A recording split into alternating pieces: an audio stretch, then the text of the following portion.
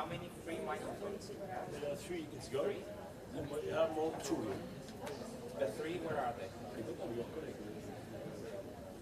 Okay, I'll check.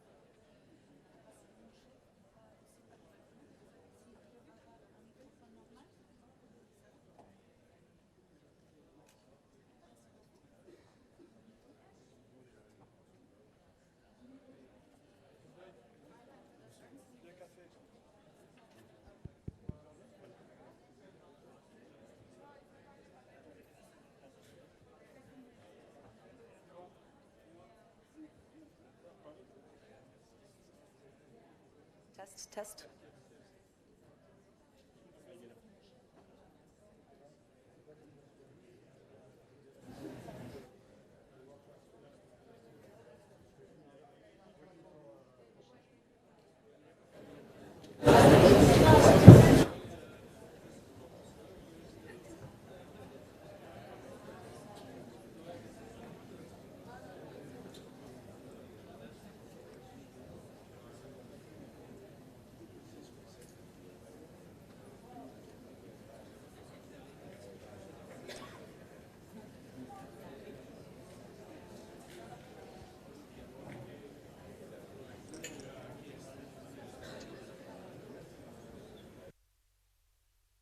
Yes, I think we will start in just a moment, and let me first of all welcome you to the second day of the Call to Europe, which is the FEPS flagship conference of the year. I hope most of you enjoyed yesterday's evening debate.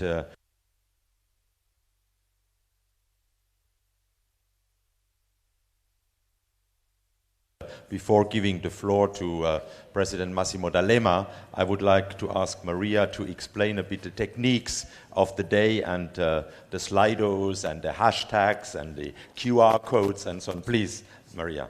Good morning. Can I have sound, please? Yes? Can you hear me? Hello, good morning, everyone, and welcome to Call to Europe Democracy First Conference.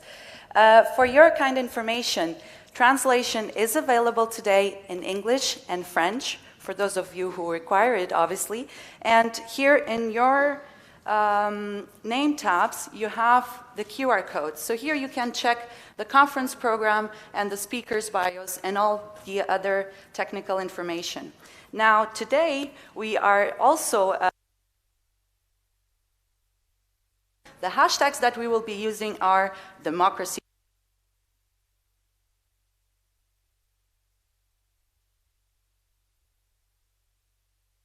on social media, because our team here are listening to you. Now, also throughout the debate, it's important as well that you note that at Europe Together website, the whole conference will be streamed, but also it's very, very important that you look up the competition that we have launched. We have launched the beer mat competition, where we want to have the best beer mat quotes that will be immortalized in a beer mat where you can share it with your friends, and this will be the message coming from our Call to Europe conference. So have a look at Europe Together website, where you will be also able to vote and like the beer mat quotes that you like best. Just for the beer mat, there will be a prize at the end, and this will be a trip to a very important conference. So it's worthy to do some kind of intellectual thinking. We have here little spoilers, so make sure you vote. Now, on Slido, we are also using an interactive platform as we did yesterday, so it's very easy to use. You just need to type in Slido in your laptop, your computer, and enter the access code, which is democracy. So this is also a platform where you'll be able to tweet, to ask questions, and to vote, because at the end of today's conference, we will have our winner. Thank you. Thank you, and I now give the floor to President D'Alema, please. Thank you.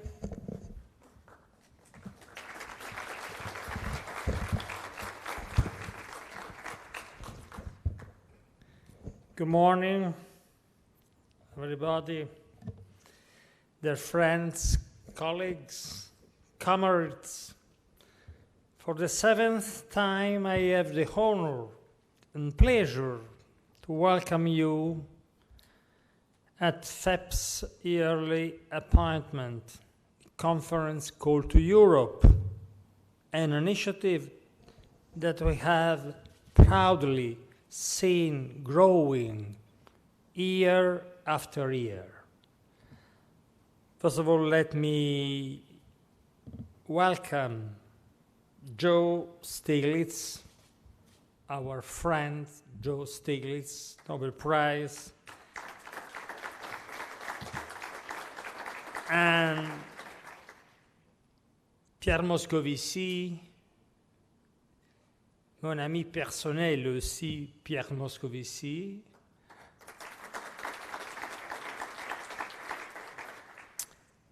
because they will be the protagonists of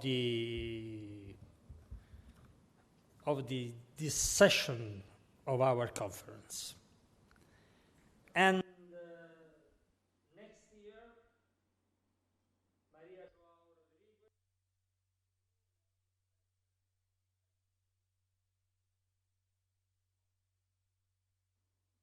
is my last opening speech, while I believe that I will continue to give my contribution to the European Foundation for Progressive Studies. In each edition, we have tackled topical issues, from the need to go beyond austerity to the role of the European Union in the world, from the question of Europe's and the European society's relations with Islam, to the urgency of developing a common progressive approach to asylum, and this, let me say it with pride, before the so-called refugee crisis broke out in Europe. Before, we said several months before that Dublin rules were not up to the predictable crisis, but as often happens, the politics didn't want to listen to our intellectual analysis. Last year, we focused on millennials and the younger generation's relationship with and expectations from politics and politicians. As a result of a very interesting and huge surveys in Europe and in many countries in the world out of our continent. Today, in 2017, the year that marks the 60th anniversary of the Roma Treaty, we are focusing on democracy. We tend to take democracy for granted, a strong, absolute, unmovable, deep-rooted element of our politics and society. Yet, the truth is that democracy is permanently under challenge, that citizens feel growingly disempowered and disaffected toward politics and institutions, particularly the European ones, that anti-democratic forces in Europe have been gaining ground, that democracy and our fundamental values need to be protected and enhanced day after day, that we can never let our guard down. In 1957, the founding fathers of European integration wished to assure a prosperous and peaceful Europe built on the overall common values of solidarity, respect of human rights and dignity, freedom, democracy, equality, rule of law. They chose to build a common future. They believed that together the European countries and citizens would have been much better off. They were visionary, but 60 years after the signing of the Treaty of Rome, enormous progress has indeed been achieved. But today, this Europe is struggling with a deep crisis and has been in the past 8 years experiencing a long period of stagnation and sluggish economic growth. Those countries hit hardest by the economic downturn suffer from mass unemployment, especially of young people. However, the most alarming aspect of the European Union's crisis concerns, in my opinion, the ever-deepening gap between the Union and its citizens. Recent national elections seem to suggest that, at least in some member states, this trend is reversing.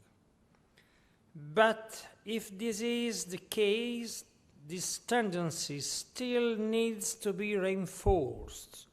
Instead, in other countries, such as Poland and Hungary, anti-European, populist, and authoritarian movements have become the ruling party.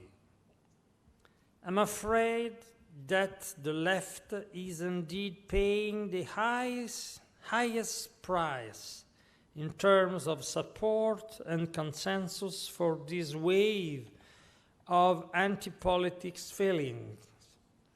And this is due to some extent to the role of European left played in the process of the wild globalization, led by financial capitalism, and then in the great economic crisis.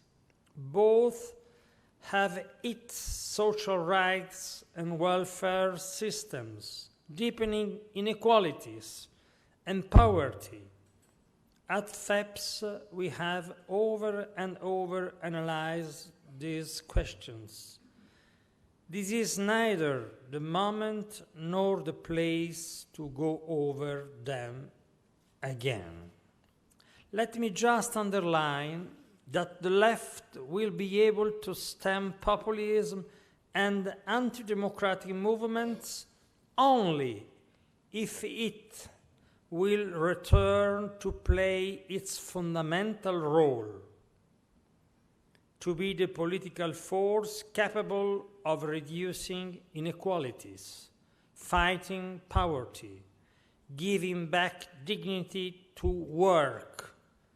Otherwise, and paradoxically, the right and populist demagogy will become the champions of these fights, while progressives will more and more be identified as the representative of elites disconnected from the need, aspiration, and feelings of the people. And if you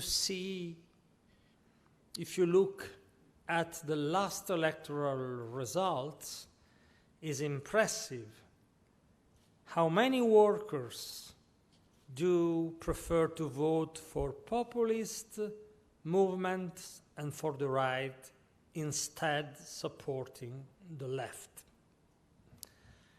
We do know that right-wing populism is misleading, that the solutions proposed by conservatives aim at preserving privileges and reheating over and over again old neoliberal recipes. Today, however, we will also have to face a new right, that is the product of the crisis of globalization, that opts for new aggressive forms of nationalism and protectionism, that proposes a relaunch of the role of the state and a return to its full sovereignty against the globalism that prevailed in the last decades, that sustains brutal anti-immigration policies, appealing to the weaker parts of the European population who fear migrants and consider them as a threat to their identity and rivals in the labor markets. At FEPS, we have underlined repeatedly that globalization produces outcomes that are different from what we expected. We envisioned the expansion of the Western democratic model, the spreading of growth and wealth, and the achievement of a peaceful and reconciled post-Cold War world. Instead, today, we are facing an increase of threats and conflicts, above all the tragic challenge posed by Islamic terrorism and the risk of a general conflict between Islam and the Western world that irresponsible choices made by the new US administration might foment, causing a rift that it will be impossible to heal. Mr. Trump's choices could also further increase tensions between Sunnis and Shia, contributing to further destabilize the Gulf region, which is happening, and trigger again the confrontation with Iran, violating the nuclear deal that the US signed and that was a remarkable success of European diplomacy. We dreamed of a world ruled by international law and in which global governance institutions were to play an increasingly important role in conflict resolution and in promoting peaceful coexistence. Instead, we are getting back to power politics, to centrality of the nation states. We are even witnessing the return of the arms race. Just think of the recent decision made by the Trump administration to dramatically increase defense spending, or the last month's US-Saudi Arabia weapon deal. Last but not least, global warming, one of the most urgent of the global challenges we shall face, is now denied relevance by the United States, that announced their withdrawal from the Paris Agreement.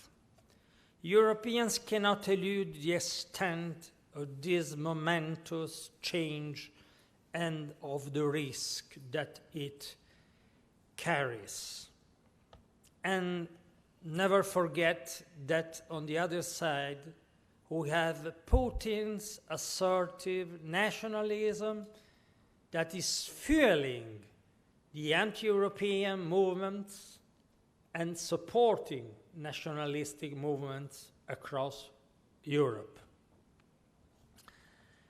Never before were European decision makers called upon to make such bold choices on which the future of our continent will depend. Indeed, it is more than our continent at stake, as Europe, with its cultural and democratic tradition, could impact well beyond its common borders on a world scene that at this moment appears to be dangerous and highly fragmented. Last week, the European Council's decision to launch a permanent structured cooperation to strengthen Europe's security and defense is a significant step forward, and I hope a step towards the return to the path of further political integration after years of reluctance and paralysis. There is indeed a strong link between the idea of a more united EU and that of a EU capable of defending peace and a just international order. But can we have more political integration without a deep change in our economy? Concluding, I will introduce the speakers. A change toward more social justice, growth, and job creation. European progressives hold a great responsibility. Particularly, let me say, the Germans, who are soon going to general elections. Nobody denies Germany's leading role in Europe. But Germany should bear in mind that in the post-war years, the United States asserted their leadership by means of the Marshall Plan, not with austerity. I'm convinced that more European integration and more democracy at national as well as at European level represent the solution to the political and identity crisis the European Union is going through. To restore credibility in the European project, and European progressive forces can and should play a decisive role in this process. Thank you very much.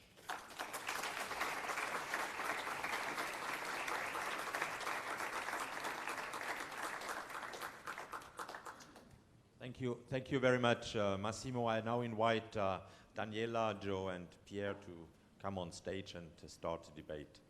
The micros are there. Thank you.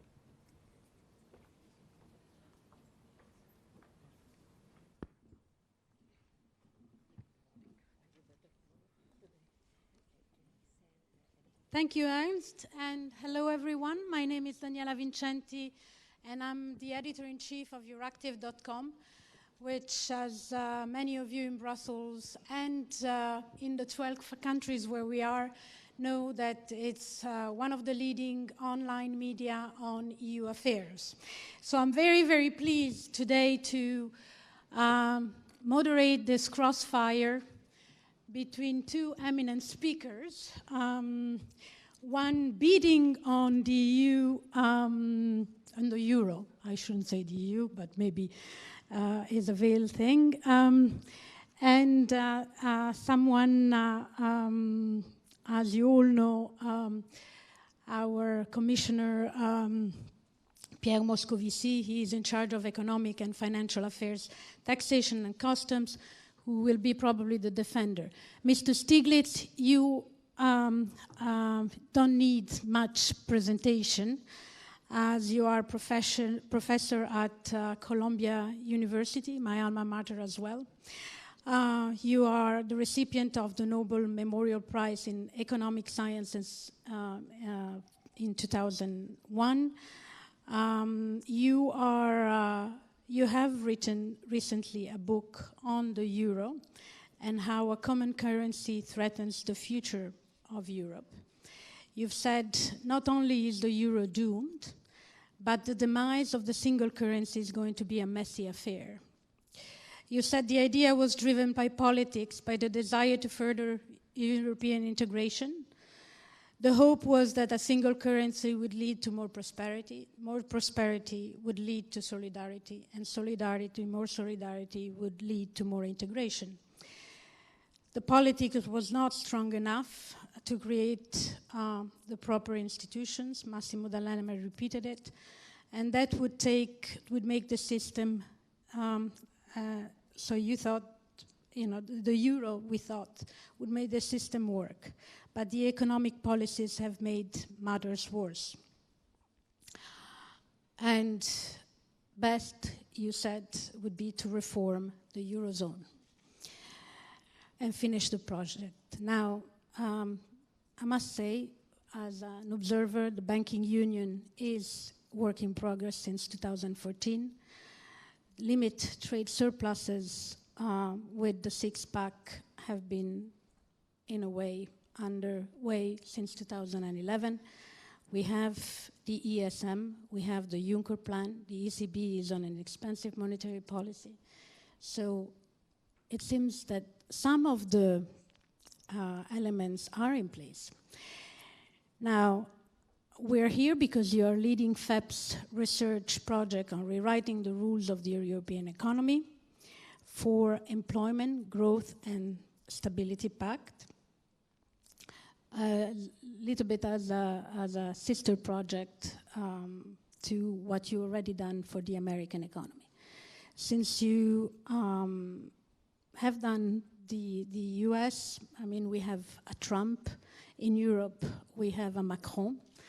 And I'm sure things are evolving very, very rapidly, and your thinking is evolving as well. So please give us some of your new age thinking. Thank you. Okay. Well, thank you.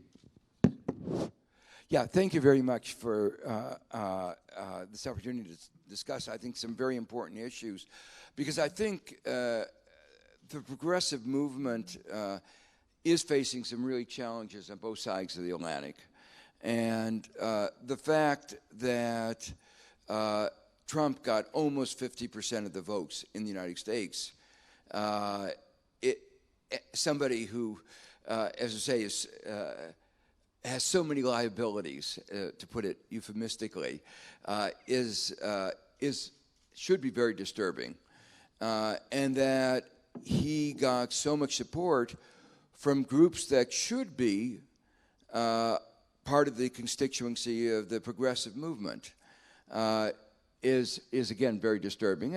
And in France, Le Pen got 1/3 of the votes. And again, you know, with a history of that that she brings to these issues should be very disturbing. And Massimo's talk, he talked about what happened in Hungary and in Poland.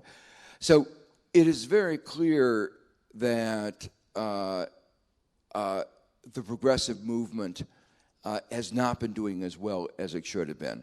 Many of us thought after the 2008 crisis that this would be the moment for the progressive movement. After all, the 2008 crisis showed the weaknesses of unfettered capitalism, of underregulated financial markets, and it had shown what was wrong with a set of doctrines that you might call neoliberalism, and they're having established so strongly that those set of ideas had, over the preceding third of a century, neither led to more growth nor to more stability, and had actually led to more inequality.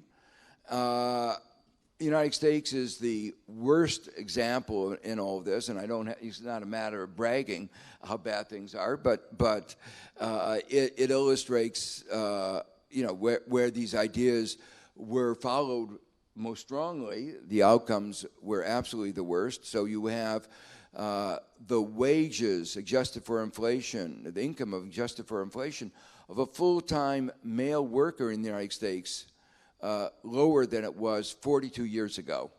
And these are the people, the better people, the more successful people who've managed to get a full-time job. And for those who are less well-educated, they can't get a full-time job. So, the economic model of the last third of a century, based on markets, liberalization, globalization, has not worked for very large fractions of those in the United States and Europe. That seems clear. I think the crisis, instead of being the moment in which everybody recognized this, has actually turned out to be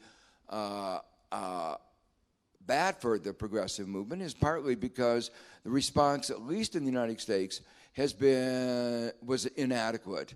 The bankers were bailed out. Millions of Americans lost their homes, and yet, so the money went to those who had caused the problem, and very little was done for you might say, the innocent victims. So Trump exploited this widespread perception that the economic system was unfair, was rigged, and that government could not be trusted because it sided on the wrong side. And you get a similar pattern, I think, in many countries in Europe. So the question is, to me, it's sort of understandable, this backlash against the progressive movement. And then the question is how to respond. And that's where the project at the Roosevelt Institute in the United States called Rewriting the Rules of the American Economy. It was based on this idea that a third of a century ago, under Thatcher, Reagan, there was a process of rewriting the rules of the market economy. Markets don't exist in a vacuum. They have to be structured. And they were structured in such a way as to lead to more market power, weakening the power of unions, increasing financialization of the economy, and the financial sector, rather than being the servant of the rest of the economy, almost became the master, exacerbating weaknesses in corporate governance. So these were some of the ways in which the rules of the market economy got rewritten. And the result of that was that our economy grew more slowly. What growth there was went to the top 1%, the top 1/10 of 1%. There was not inequality of opportunity. It became less opportunity. It was more short-termism, more, as I say, more market power. The response, as I say in our book, was we have to rewrite the rules of the market economy once again and go through where we went wrong and how in the 21st century we need to rewrite them, not to go back to the 1970s, but really to rewrite them for the 21st century economy, which is very different. Just to give you a couple of examples of issues, of ways in which now when we rewrite them, that has to be different. Climate change was not an issue 25 years ago, 30 years ago. It is, as we just said, a key issue, and actually can work to strengthen the rest of the agenda. So in order to respond to climate change, we need strong carbon taxes. Carbon taxes would induce firms to restructure their production, to demand more investment, to retrofit the economy. Investment in railroads, transportation system, electric grid could help integrate Europe and make a stronger Europe here. And of course, we need that also in the United States. Something that was not on the agenda 30 years ago was ideas about how do we encourage entrepreneurship, how do we encourage, strengthen the market economy. The irony is that the right now is actually on the side of weakening market economies in the real sense. They've been for financialization of the economy, abuses of corporate governance, and tax systems that distort the economy. So the irony, and not paying any attention to competition policy. So the irony is that the right is actually advocating policies that are undermining the functioning of the market economy. Final set of observations. I think at this point in our society, it's clear both in Europe and the United States that the basic requisites of a middle-class life are no longer accessible to very large fractions of our population. And a key issue in all of this discussion is, what is the role of the state? What is the role of the state in the economy? And what is the role of the state in ensuring individuals have access to the basic requisites of a middle-class society? So it's very clear, again, to talk from the American point of view, housing, the United States is not, the U.S. government underwrites 95% or so of all mortgages, even though it claims to be a private sector economy, because it hasn't figured out how to do it. It hasn't addressed adequate retirement provisions.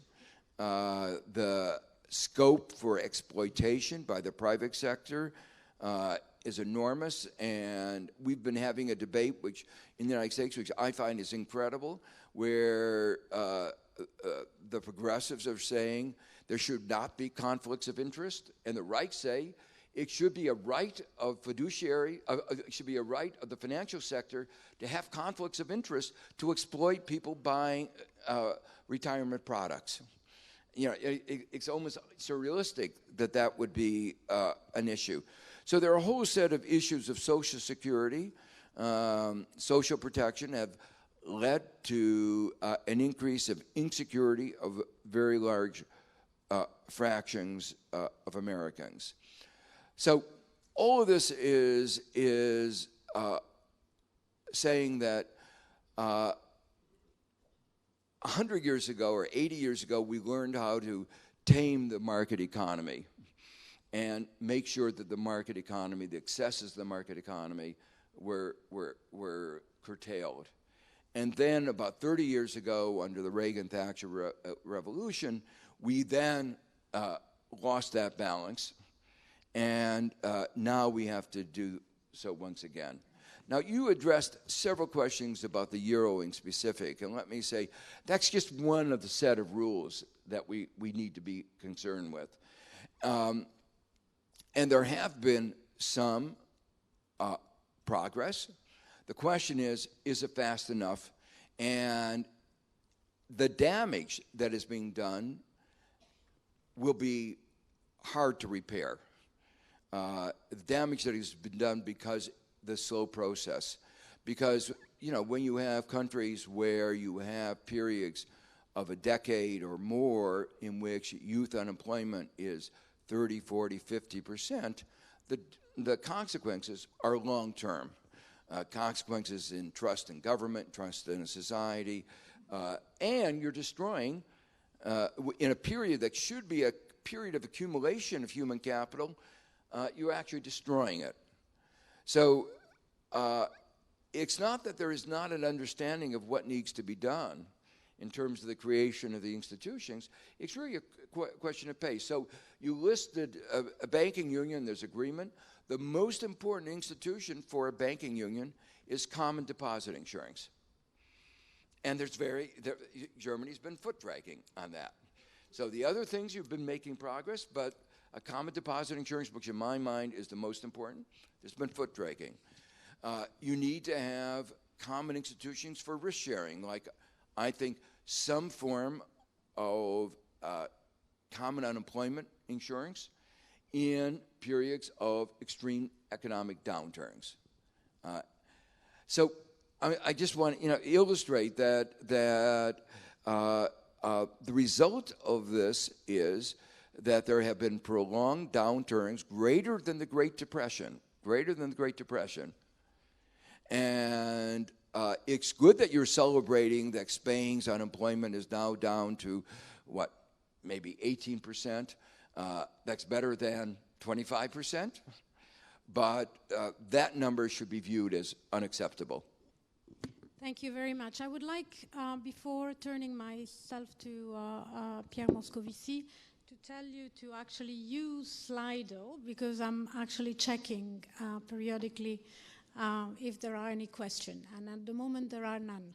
So please, this is about Call to Europe, so call your shot with a question.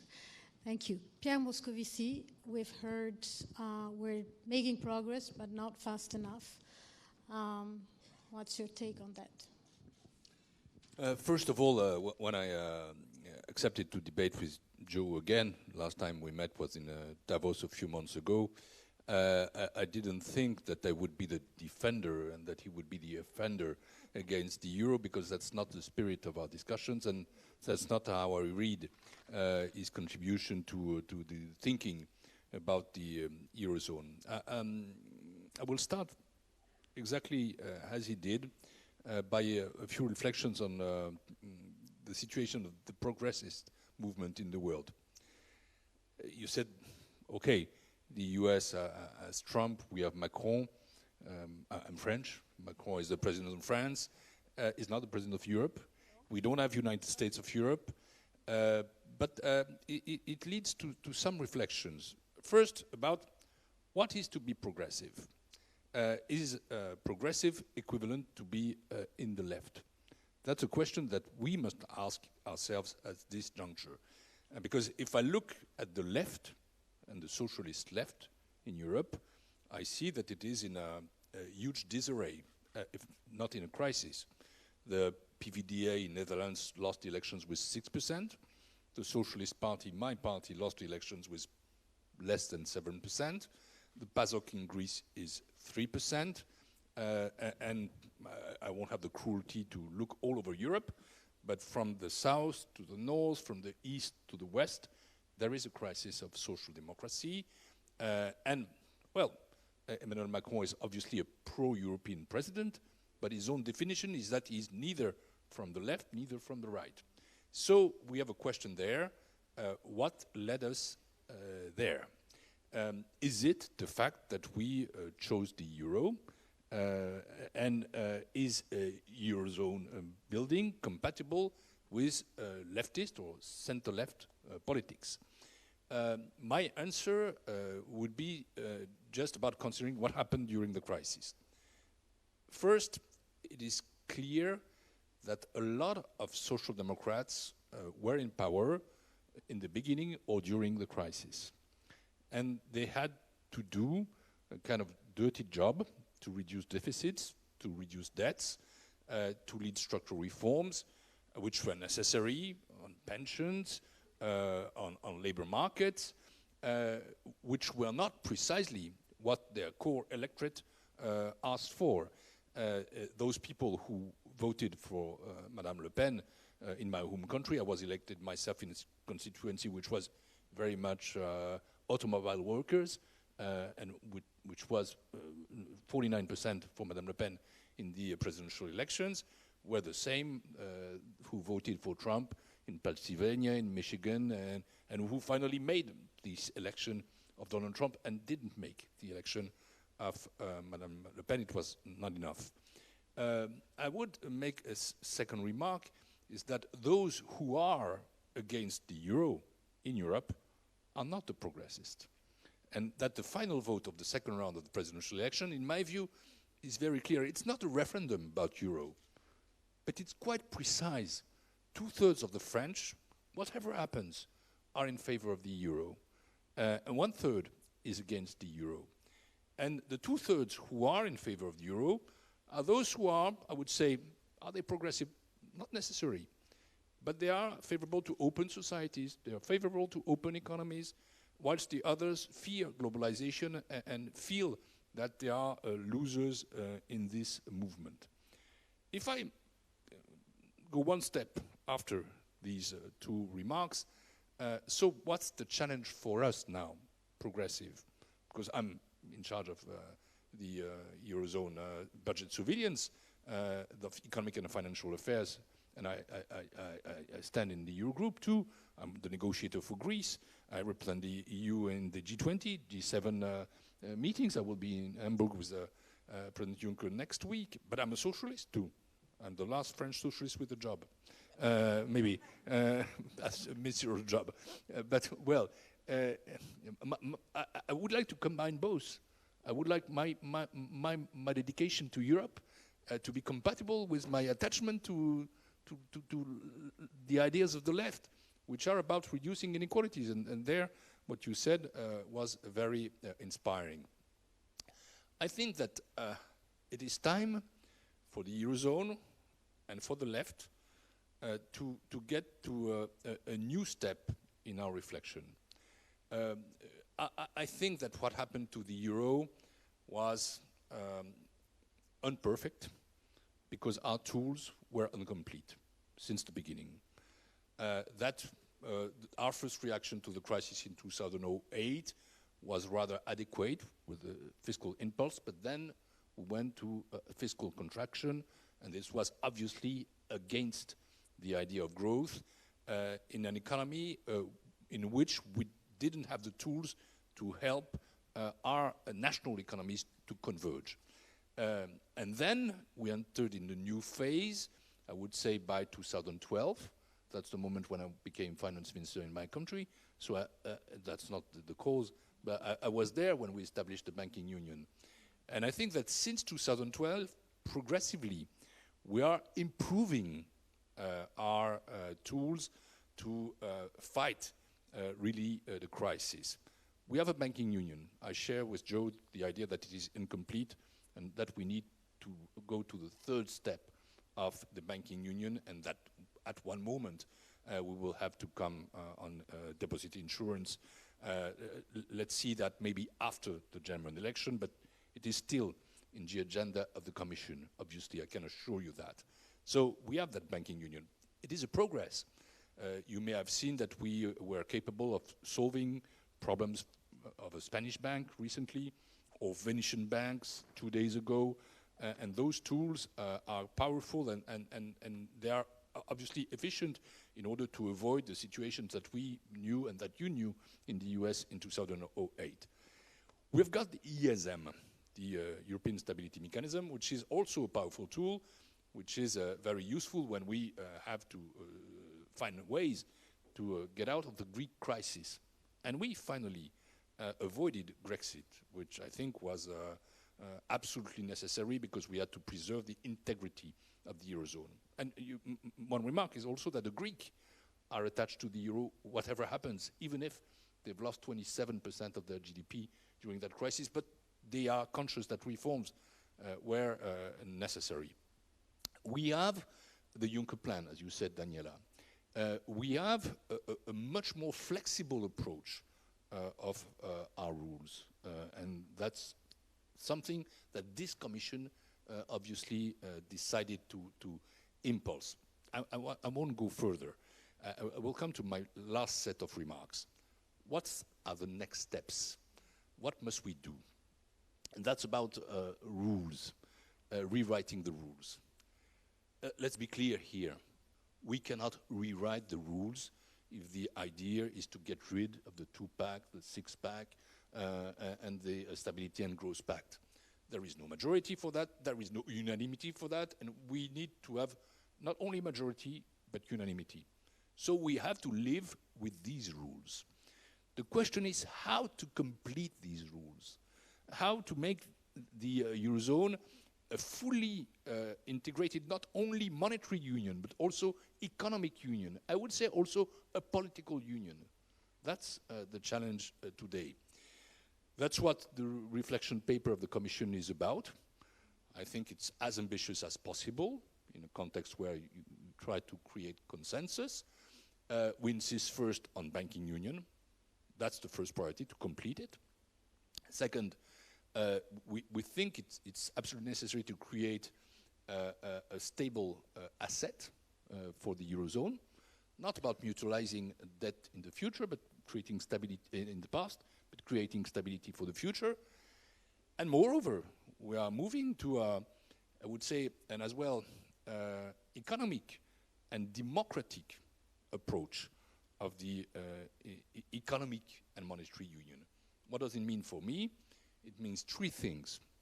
First, we need to have a tool to invest, to fight unemployment. And as you said, the situation in some countries is absolutely unacceptable. I was in Spain Thursday and Friday. I know that the unemployment rate is reducing, but it's still at 80% with huge inequalities as far as the quality of labor is concerned.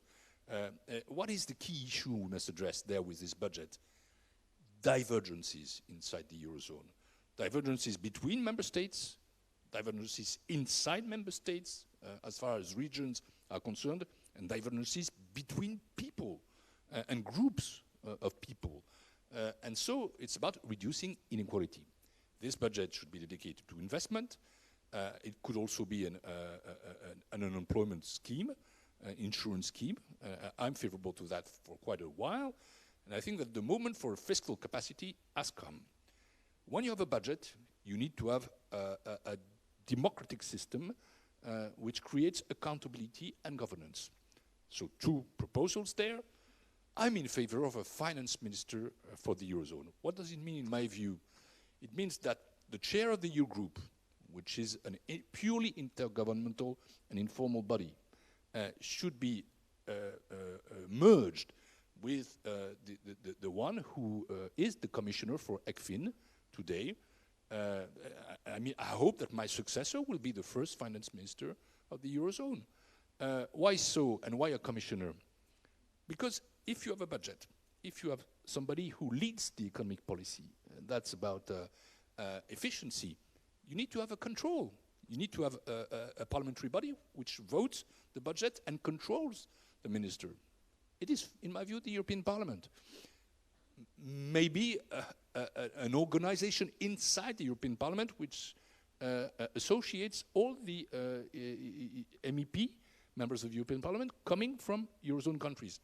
This triangle, a budget for investment and convergence, a minister to impulse an economic policy, and finally a control by the European Parliament plus a EU Treasury could create the conditions for a more efficient and complete euro, which could rather please Joe. One last word. We have a window of opportunity now. We have it now. Why? Because populists have lost some battles in Netherlands, in Austria, in France. They've not lost the war. Because as long as there are divergences, they will have food for their capacity to grow. And we must be worried about that. Let's not behave as if it's over. No, it's not over. It's not over in the US. It's not over in Europe. But they have lost this battle. We have Trump. Trump, in a way, is a huge opportunity for us, the Europeans, to define ourselves differently. The values, the way we choose our policies. We've got the economic recovery. And we've got also, in France and Germany, in Germany after September, new leaders or renewed leaders who are capable of acting together. This window of opportunity starts now. And as any one window of opportunity, it will close at one moment. So we must really seize the moment to impulse those reforms to have a complete economic and monetary union. Thank you very much, Pierre Moscovici. Now, you've heard we have 3 proposals here. Would that propulse us towards a better, when we're talking about rewriting the rules, will these rules be the right one that you would probably have in your paper on rewriting? Yeah. So, I agree very much that these are moves in the right direction. And as I said, there are 2 issues. Are they happening fast enough, and are they comprehensive enough? So there are a whole set of other things which are really not under his mandate, but a part of the other parts of the European Commission, which are the microeconomics, as I say, attacking monopoly power. And here, I mean, I should have said in the very beginning, I agree very much that the importance of Europe solving these problems has never been greater, because America has really lost its way. And even before this, Europe was really the strongest advocate on issues like climate change, human rights. So there were a whole set of issues on which Europe has been the strongest advocates that progressives care about. But now that the United States has has Trump, it becomes even more imperative that the progressives seize the high ground in Europe and solve these problems. So for me, this is an issue of global, really not just European importance, become an issue of global importance. I emphasized a lot, and in this book emphasized a lot of these microeconomic issues, the concentration of power. And one of the things I just wanted to commend the Commission on attacking the concentration of market power in some of the new industries, the Silicon Valley industries, where the U.S. government has not been as aggressive as it should have been. Not a surprise, because of, we all know, the influence of politics, of money in politics in the United States, and so that's not a surprise. I also want, one of the issues is, as progressives, we have to have tax systems that raise enough money to address some of the problems of inequality. Globalization has opened up huge opportunities for tax avoidance. And again, Europe has led the way with Vestager's work on Apple. I want to commend them on that. On the other hand, the structure of the Eurozone as a whole makes the imposition of progressive taxes difficult. By that, it's just too easy for people to migrate from one place in Europe to another, and there has not been within Europe a strong enough commitment against tax competition. So when Vestager brought the charges against Ireland, it was based on discrimination and lack of transparency. It wasn't that Ireland has engaged in tax competition. If it had done tax competition, lowered the tax rates for everybody, that would have been okay. Now, the danger of this is that you can't have progressive taxation. And so one of the things that I hope Europe would do is to create this finance ministry, create a budget, and have a European-wide progressive tax, really focus the tax at the top, which says no matter where you are, those at the very top will be taxed at a surtax, and that will undermine the tax competition that is going on in Europe, and I think that will be an important way forward for Europe. So you do agree on a Eurozone budget, a finance minister for the Eurozone, and parliamentary, because you're blaming a lot the institution that Europe has not created. That's right. These are Euro. So you do support those three actions. Those are institutions, but let me make it very clear, and we were a finance minister of the kind that was being suggested is the right kind.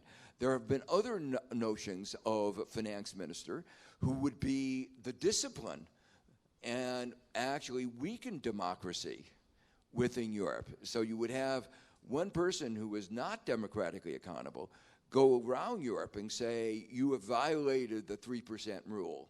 And you're talking rather about than having the flexibility. Okay, fine, fair enough. Now do you want to respond? I would like just to make two remarks. The first one is that you were right to point that there are other issues than the macroeconomic issues. The macroeconomic issues are decisive, and I'm quite proud that this commission is in the lead in fighting tax fraud and tax evasion, as well ex post. That's what Margaret is doing with Apple or Google, but also ex ante. That's what I try to do when we propose to have a blacklist of tax haven or to ask intermediaries to make some transparency on their activity.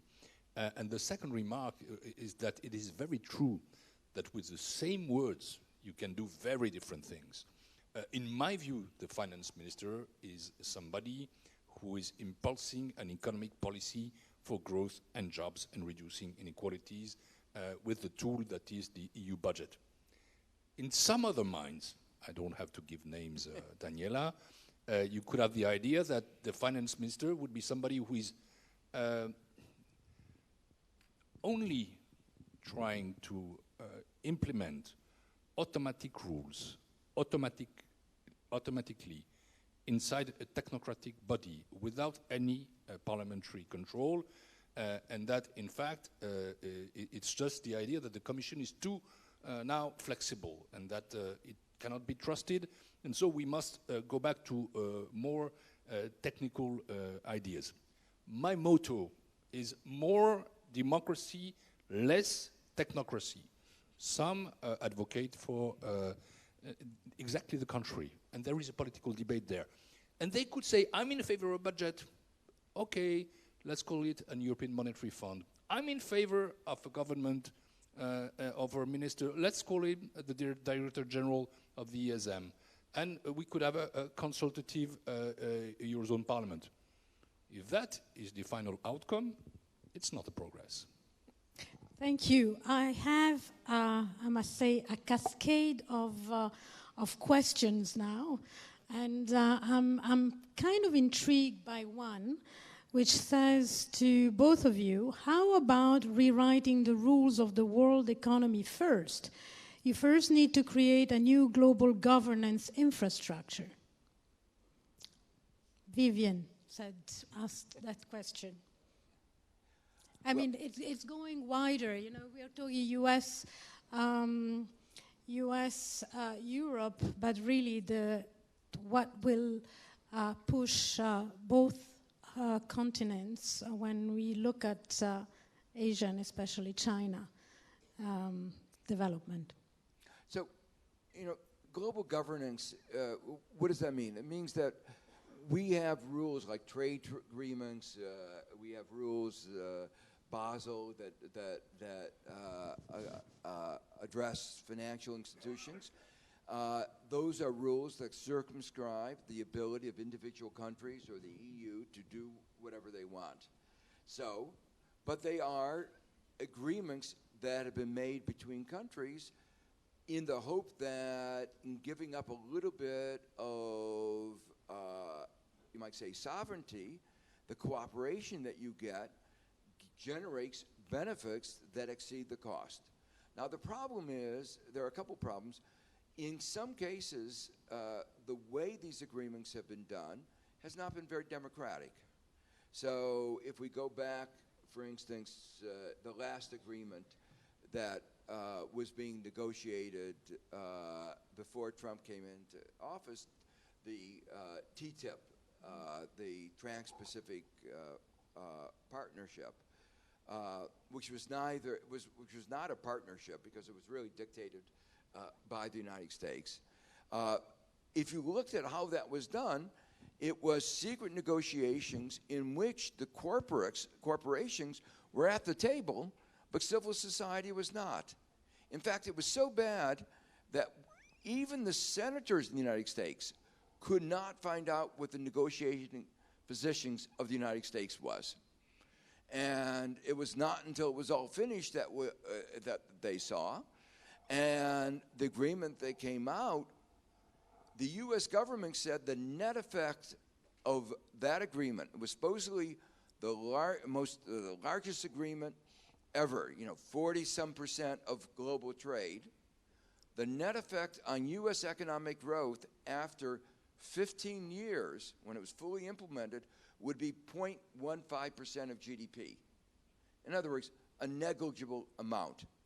But what was going on? Well, there was an investment agreement that circumscribed the ability of governments to have environmental regulations, economic regulations, health regulations, a whole set of regulations that were important for society.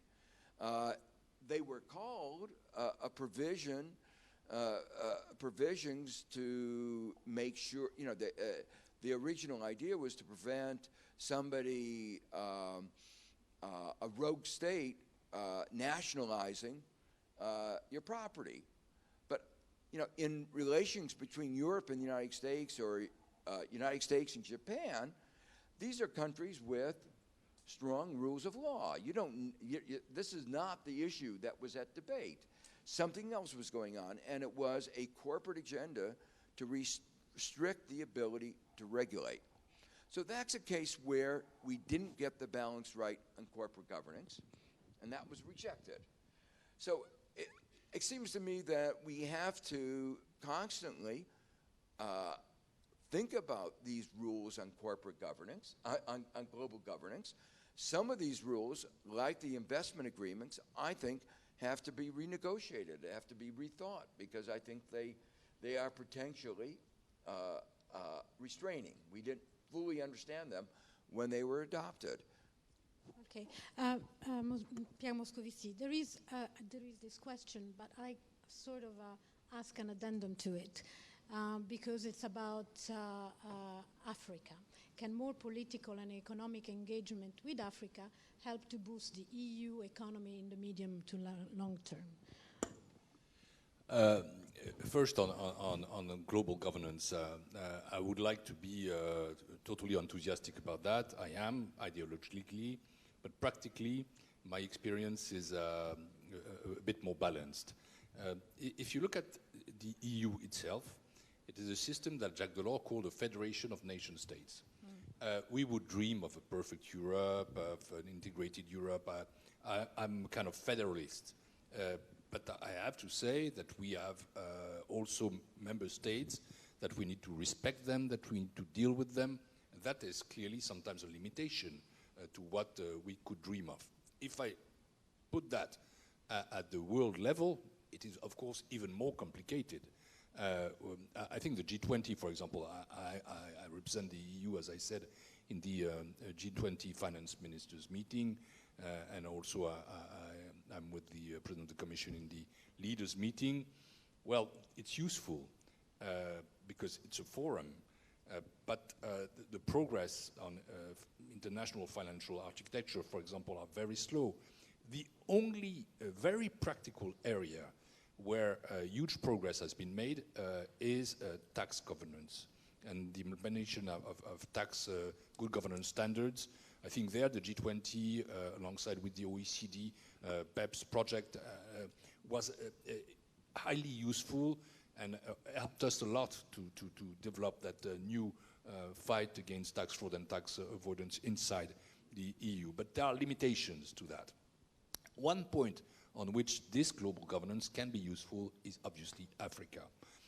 I am, and the Commission is totally convinced that Africa is not only the continent of the future, but the continent of the present. And that's why we, in the Commission, we created a financial tool which is complementary to the Juncker Plan, which it's a kind of Juncker Plan for Africa. It's called FSI 2. And it will help to raise investment up to 44 billion euros in Africa in the 2 years to come.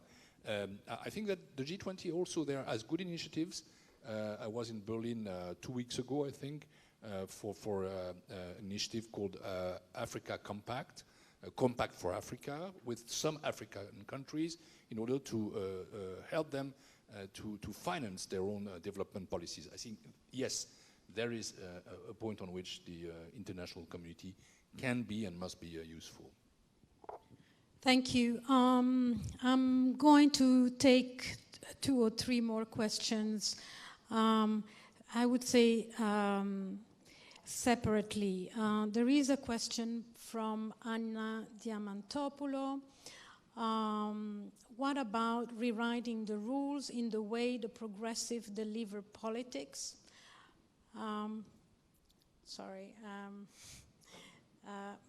Credibility, morality, and ethics and truth. Can left populism be accepted in the progressive world? Left populism be accepted?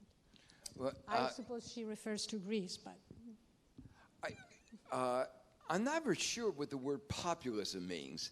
The origin of populism is that you do things that respond to what people want.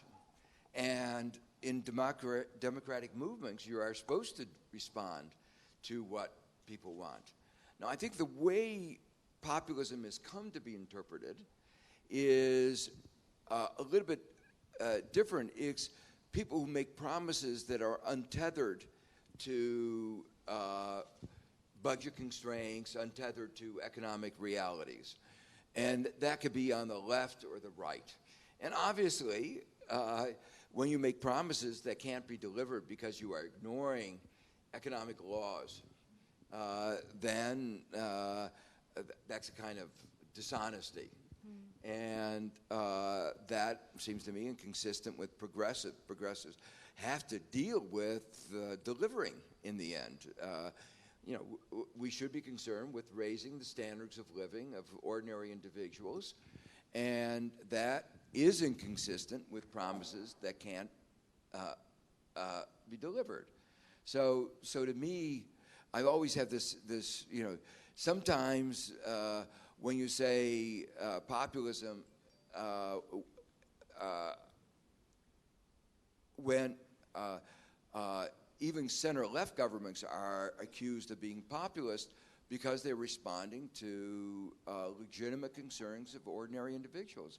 To me, that's fine as long as it's, as I say, consistent with what you can deliver, which means consistent with what economic laws say. And we can have some differences about what those laws say and what is feasible. But I think as long as it's really tethered to reality, that's really the critical issue. I would agree with that. I think we have a problem of definition there. What is to be populist? If it is to be capable of coping with popular aspirations, we need to be obviously populist in that meaning. If I look at the populist movements in Europe, I see two common points between them. The first one is that they are far away from economic realities and that they make promises that they cannot fulfill. And the second is that all of them are anti-Euro. And that's a common point. And globally, when I think about populism, the dangerous populism, obviously I think about the extreme right, that the third capacity. I know the temptation of populism exists in the left. If I look at France, my home country, the Socialist Party was 6% and Jean-Luc Mélenchon was 19%. And I tell my socialist friends, there are still some in France, even though they didn't vote for the Socialist Party, I tell them, pay attention. This is not the future of the left. They are taking you in an impasse. You need to stick to some reality, and the left has the capacity to govern. Anna, in that extent, I don't know what you meant about that, I cannot consider Syriza today as a populist party. Because my experience as a commissioner working with this Greek government is that they are implementing tough reforms which are far away from their own ideology, far away from their own electoral basis, because they have made the choice to stay inside the Eurozone. And for that, they need first to be encouraged, and second, to be offered some perspective. I'm not talking about the government, I'm talking about the Greek people, perspectives of growth and jobs. It is high time they get it. Yeah, can I just re-emphasize that last point? Because in my mind, when you see the kind of demands that were imposed on Greece in terms of the macroeconomic framework, the primary surplus that they're talking about, 3.5%, that is a recipe for depression without end and no hope in the future. And so in a way, the work on the right that is called conservative and non-populist is out of touch with reality as well. And they're saying there's going to be recovery. The evidence that there will not be recovery with that kind of primary surplus is overwhelming. You want to read? I do agree. That's why finally the discussion in the last Eurogroup, which was a bit more positive, was to restrain the period during which we ask those primary surpluses of 3.5% for the 4 years to come, and then move to a level of 2%, which is much more reasonable. But we all know that we need to address the debt issue at one moment. Again, let's wait for the German elections and let's come back to this. I think we have now, I would say, a better framework for stability, growth, jobs in Greece. Then the Greek people will choose democratically their fate in the future. But exposing a very high cost on the Greek people for the German elections. Okay, let me There's still disbursements, etc. in between. Let me get to, since I see that there are a lot of young people here, not a lot of gray hair, I must say, and I'm very pleased. And I see a lot of questions upvoted on youth unemployment and young people. One is from Joao Albuquerque, I think I'm reading right. Without my glasses, I have a little bit of a problem. How to deal with young people growing disengagement from capitalism. You precisely mentioned Mélenchon, which attracted incredible number of young voters. How to deal with the inefficiencies and inequalities of the American electoral system. Should it be done at federal level? Well, that's not, maybe it's a different part of the question. Then there was another question. Youth unemployment is also linked to the inflation of academic degrees in both EU and US. What rewriting the rules should be done regarding education sector, about education? Well, I mean, the fundamental problem is overall unemployment. I mean, youth unemployment is almost always roughly twice the average unemployment. So when it's 10% in Europe, for the average, youth unemployment is 20%.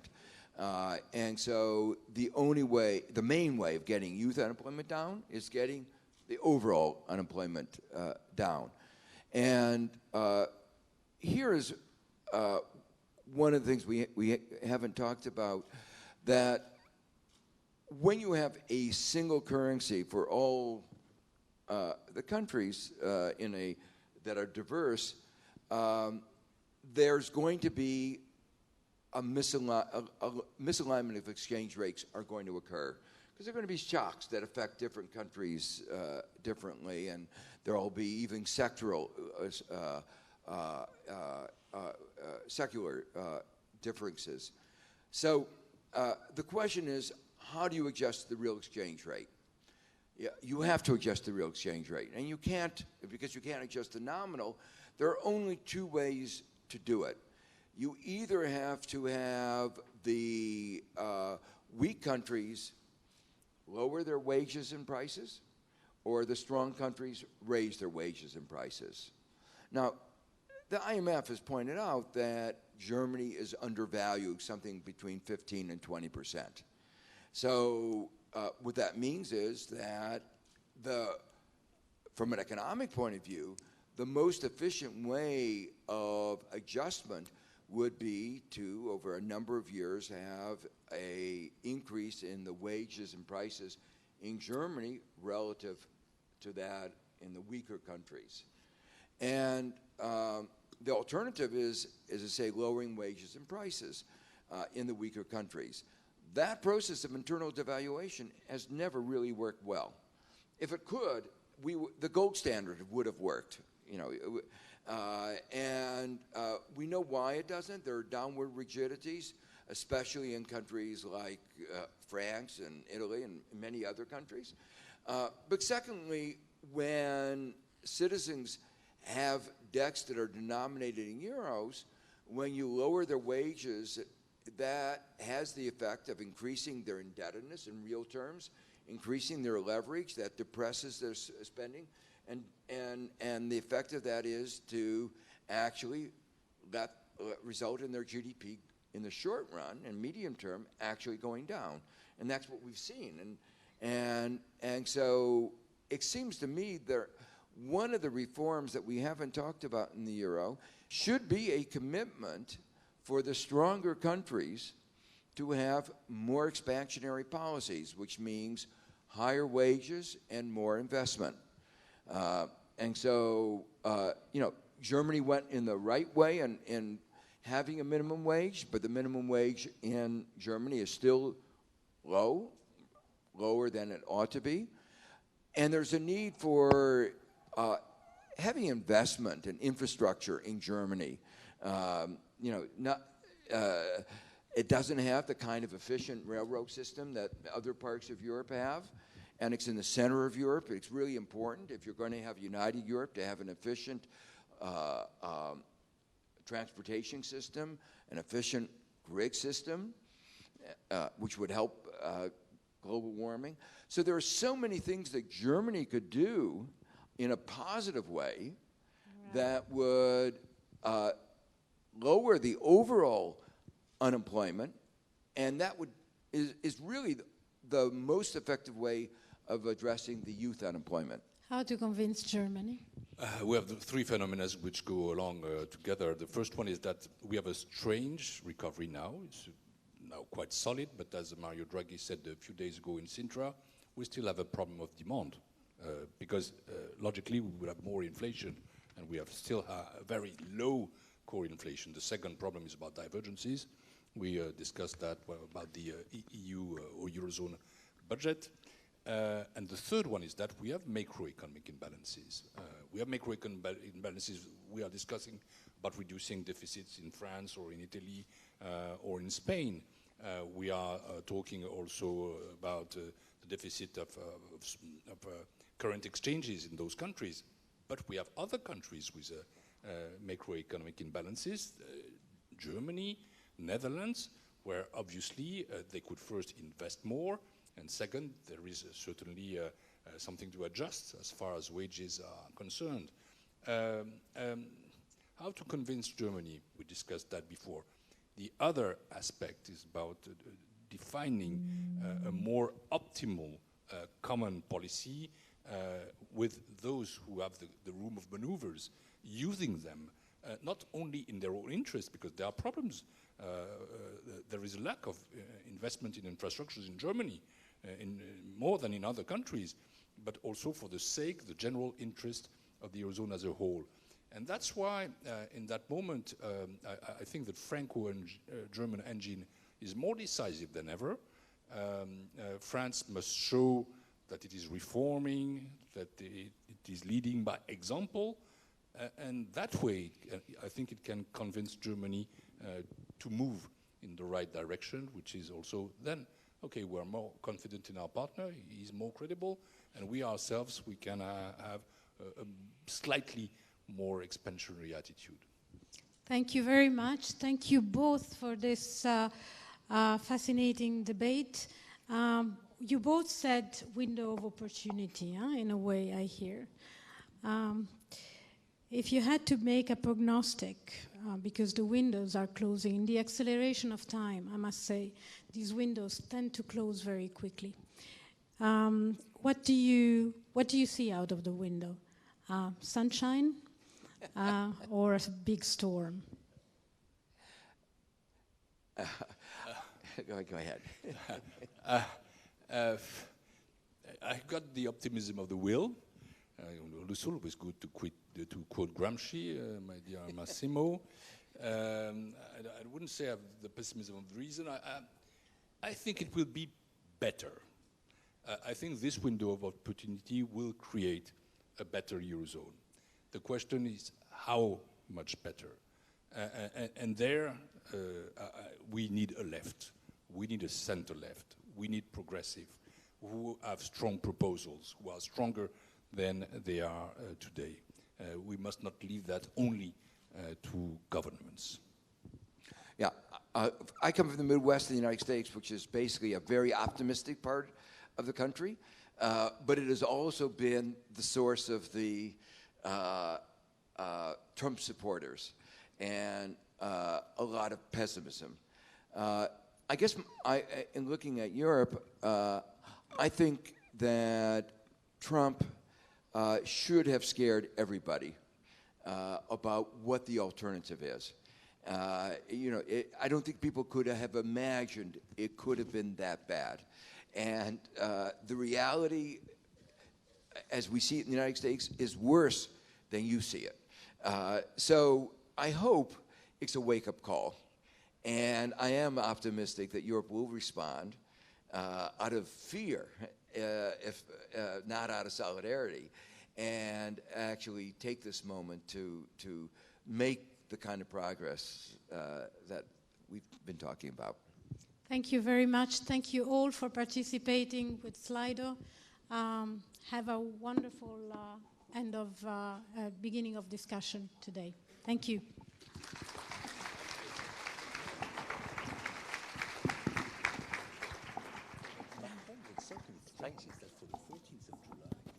Thank you very much also, Pierre Moscovici and Joe Stiglitz. We will now proceed to 2 minutes little break, and then I would like to ask the next speakers to go to their respective tables, that we can start with the innovative Call to Europe method we have developed a couple of years ago, and which worked so very well in debating and in doing things together.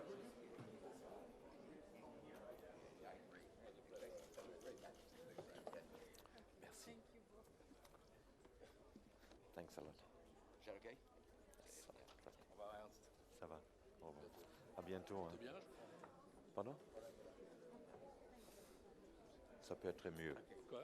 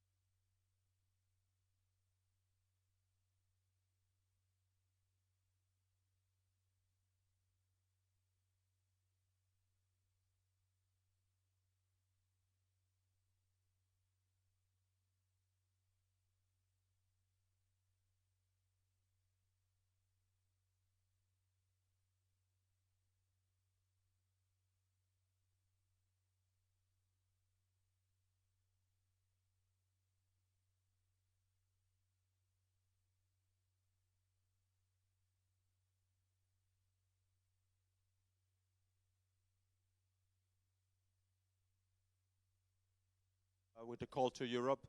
The program is very, very tight, and we have also to give the chance to all the speakers to come in, and also especially the chance for you to come in. Let me put one thing very clearly now. We are at the moment trendy in the hashtags we are using here in Brussels. This is very good, so I really invite you also to do much more on the Twitter and to tweet. This is very good that we are actually #1 in the tweets in Brussels. Very good.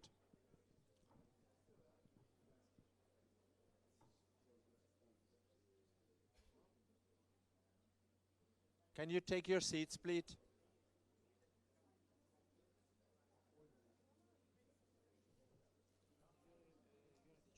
Yes.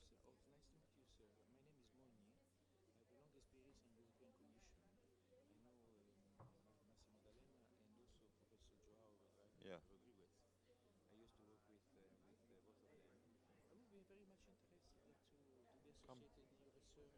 Come. Come to the Give me your card. Give me your card. Yeah, yeah, no problem. Okay.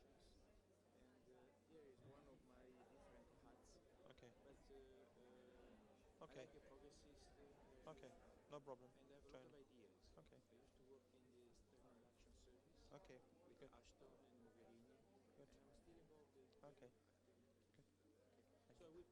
Yeah, yeah, just pass by.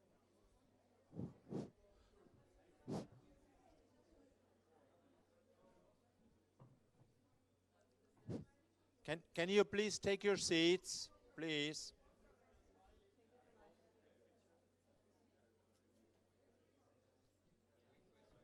No. This afternoon.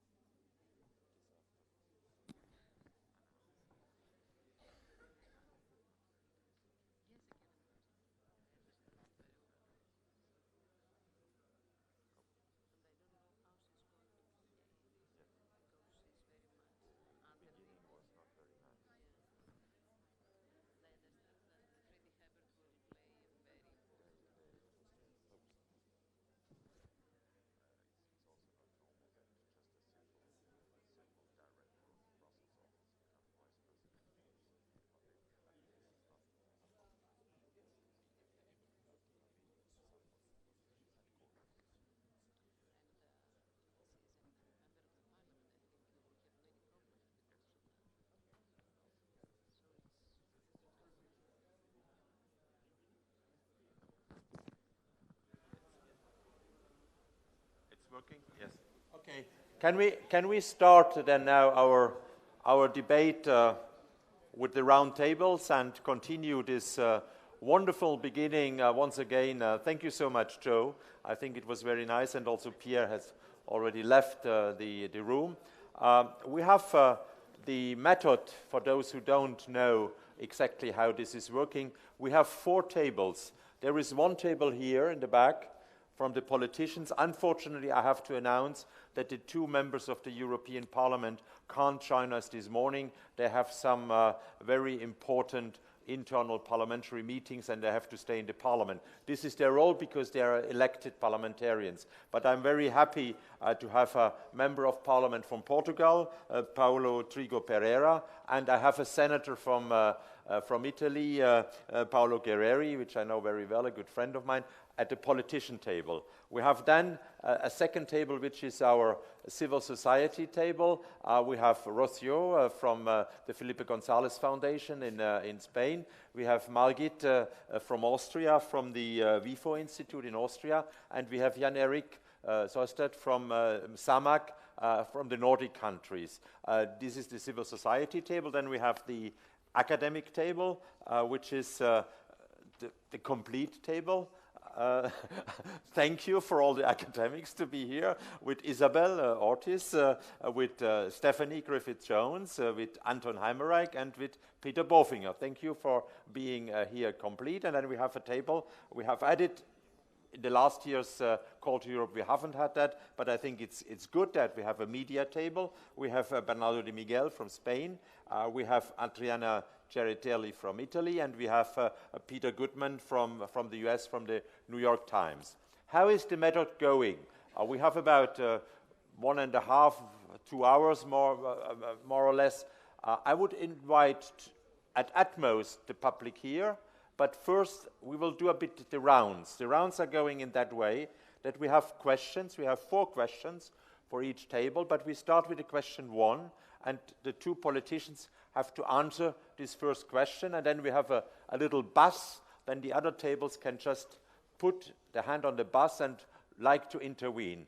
The thing is, you should be very precise, you should not be very long, and you should be very punchy, that we have a really debate in that. We have also the Slido, which is going on, so for the public, please use the Slido, please bring your concerns in there. We will afterwards also have a kind of a debate amongst us in the tables, and then come back to the different experts, politicians, civil society representatives, and media.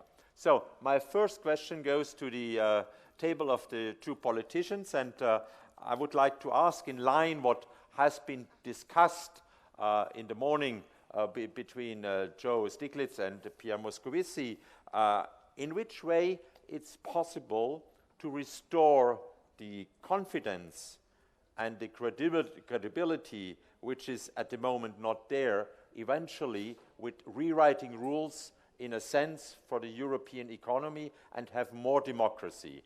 This is a very crucial question. We have heard that something is going perhaps in the right direction. We have heard that in any case there should be something different. So I'm very curious, what is the opinion? And perhaps I ask first Paolo from Portugal, and then Paolo from Italy. Please.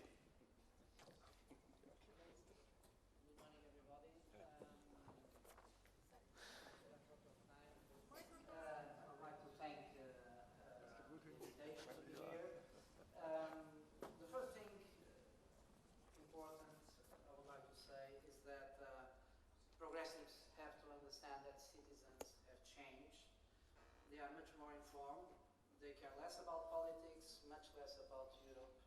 But they care about jobs, migration, human rights, social justice, climate change, corruption, and the quality of democracy. So there are things that are very important, and in presenting an agenda, we have to make this bridge between a certain sort of esoteric discussion about the superstructure of the European Union institutions, how we would want to reform it, and the feelings of the citizens. So this is the first idea I want to convey today. It's very important that when we discuss reforming European institutions, we make this bridge. The second idea is that political issues must have political solutions and not technical solutions. And the most important thing about, one of the important things about reforming the EU institutions have to deal with risk sharing. Let's give 3 examples that were spoken this morning already. Banking union, common deposit insurance scheme, unemployment insurance scheme, and debt mutualization, Eurobonds. We discussed this in the book. This is very important. And these 3 measures have something in common. It's risk sharing, so it eventually means transfers from some regions in Europe to other regions in Europe. Progressives have to have a clear message on that and discuss politically this. And discuss politically this is to distinguish from conservatives. Conservatives have this sort of speech. They say, sorry, but there is a problem that economists call moral hazard. So if we create, let's say, an unemployment insurance scheme that complements national insurance schemes, these guys will never reform their labor markets, these guys will keep unemployment high, and so on. So we'll not do this. So Schauble, in this case in Germany, they say no. So nothing is done on this respect. Even the Commission, and it's a pity that Pierre Moscovici is not here anymore because I'd like him to hear this, even the Commission in his last paper just said, well, sorry, we are not going, they don't write this, but this is the message. We are not going forward with Eurobonds. Now we are going forward with something else, which is safe assets. It has nothing to do because we don't want to mutualize anything. Okay. So basically, and to finish, political issues, reform of institutions have to be dealt politically and not technically. They got the technical solution, they call it safe assets, and then they move forward. Okay. We And should be proud of our ideas and we should move and fight for them. I think this is also a bit in, thank you, this is also a bit in line what has been brought in by Joe Stiglitz and also Pierre Moscovici. Political solution needs political solution. Paolo, what's your opinion on it? Yes, good morning. I think, first of all, in order to present a new agenda, we should start by recognizing that the fact that the populism, this anti-European kind of movement is growing today is due to the wrong policy that has been applied in the first half of the decade, when a crisis that was a banking and sector debt crisis was interpreted as a public sector and public finance. So that is wrong policy first, and secondly, the institutional weaknesses of the European Monetary Union, that's still an unfinished and halfway project. And this fragility is still exposing the euro area at the risk of future severe disruption. So this should be the two pillars. New policy in terms of, to revive and build a kind of more effective policy to increase the real potential growth of the euro area and, of course, employment growth. And this means demand policy to associate to a monetary policy today that is the only driving engine of the recovery. There is nothing else than the QE of the European Central Bank. So demand policy means, first, a fiscal policy at the euro area level, what is called European fiscal stance, that is completely different than the sum of many national autonomous formulated policy. And secondly, investment policy.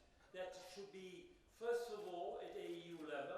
We have so many opportunities. We have been saying, so many new goals that could be pursued, but also at national level.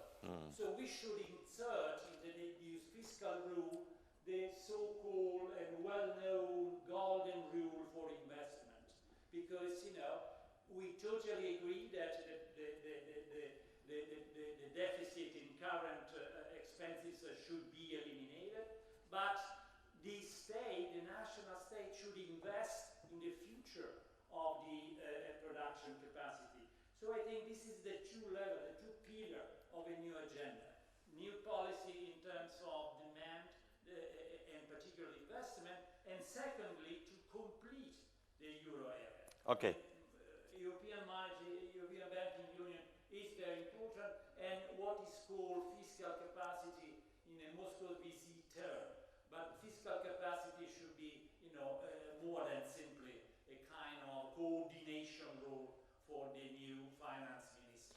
Okay, thank you, Paolo. I now turn very quickly to the civil society table, because also I know that one of the members of the table has to leave and to catch the flight. Is this enough, I would like to say, what has been brought in by the two politicians? Is this enough, what was said? Can we restore the confidence within the population with these kind of changes which are proposed now? I give the floor to Rocio, if you would like to come in, and perhaps then afterwards to Margit and to Jan Erik. Okay, thank you, and thank you, Hol. I'm sorry because I have to leave in 2 minutes, so this is terrible. I'm going to say something, and I want to be able to respond. And it's not that I'm going to say something very important, it's just I just wanted to contribute, because actually our question was, if this is enough, is going to people mobilize behind banking union? Or, yes. Probably not, right?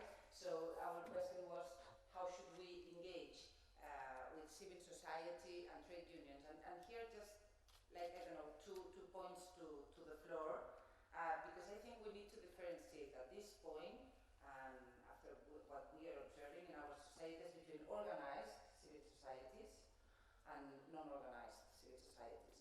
With organized civil societies, two ideas. Socialists were saying before in the panel, full-time jobs have more to do with economic transformation than with deregulation, probably, or at least both. So what I would say is that we need to widen the topics that we discuss with organized civil society, like trade unions or employer unions. And probably we need as well, because of different national standards, we all dream of a government of Europe, I'm a federalist in the sense that if we don't have that, we need maybe Europe to go to the national states to discuss. We'll never, not centralize it, all the discussions here, but go to, because it's very different Nordic trade union than Southern Europe one, so maybe we should go there and have different discussions. It's complicated, but maybe it's more engaging. Now, for me the big question, and I go, No, you can stay. The big question is how do we engage what we are seeing now that I call the horizontalization of debates. We are seeing that intermediation in forms of political parties, of organizations, also because of new technology, is no longer working. So we are seeing that our society and our discussions are more horizontal-like, less vertical. And this puts representative democracy in distress. How do we deal with this horizontalization, with this immediate thing that is responding a slide or a tweet while we're how do we deal with this from Europe, that is a very complex, long negotiating, honestly, I don't know. Not easy, you're saying, to deal with. Not easy, and I think our structures are not prepared for that. Okay. To be honest, I think we're not prepared to deal with that. Margit, would you add to add something on that? Very briefly. Very briefly, I think it's crucial to point out the added value of the EU policies also for citizens and to address their concerns and their needs, because this is something you addressed already before. There's all these technical issues, banking union, whatever, and citizens, they don't really, it's not very attractive for citizens, and they don't really see the connections to their real life and to their needs and benefits. And I think one important project or one important subject in this respect is the EU budget. Yeah? And I think what would be an important project in this respect would be to really achieve a shift in the EU expenditures that are really creating more value also for citizens by, for example, better targeting cohesion policies to the poorer member countries, by a proactive migration policy, by making agricultural policy more environmentally sustainable, etc. And I think it's really a crucial point or very well-defined project that are demonstrating the benefits of a closer cooperation of member states. And I think taxation policy, I will talk about a bit more in detail about taxation policy, but I think taxation policy is one very important area in this respect. Okay. You have to find symbols like financial transaction tax, like things that are closer to citizens.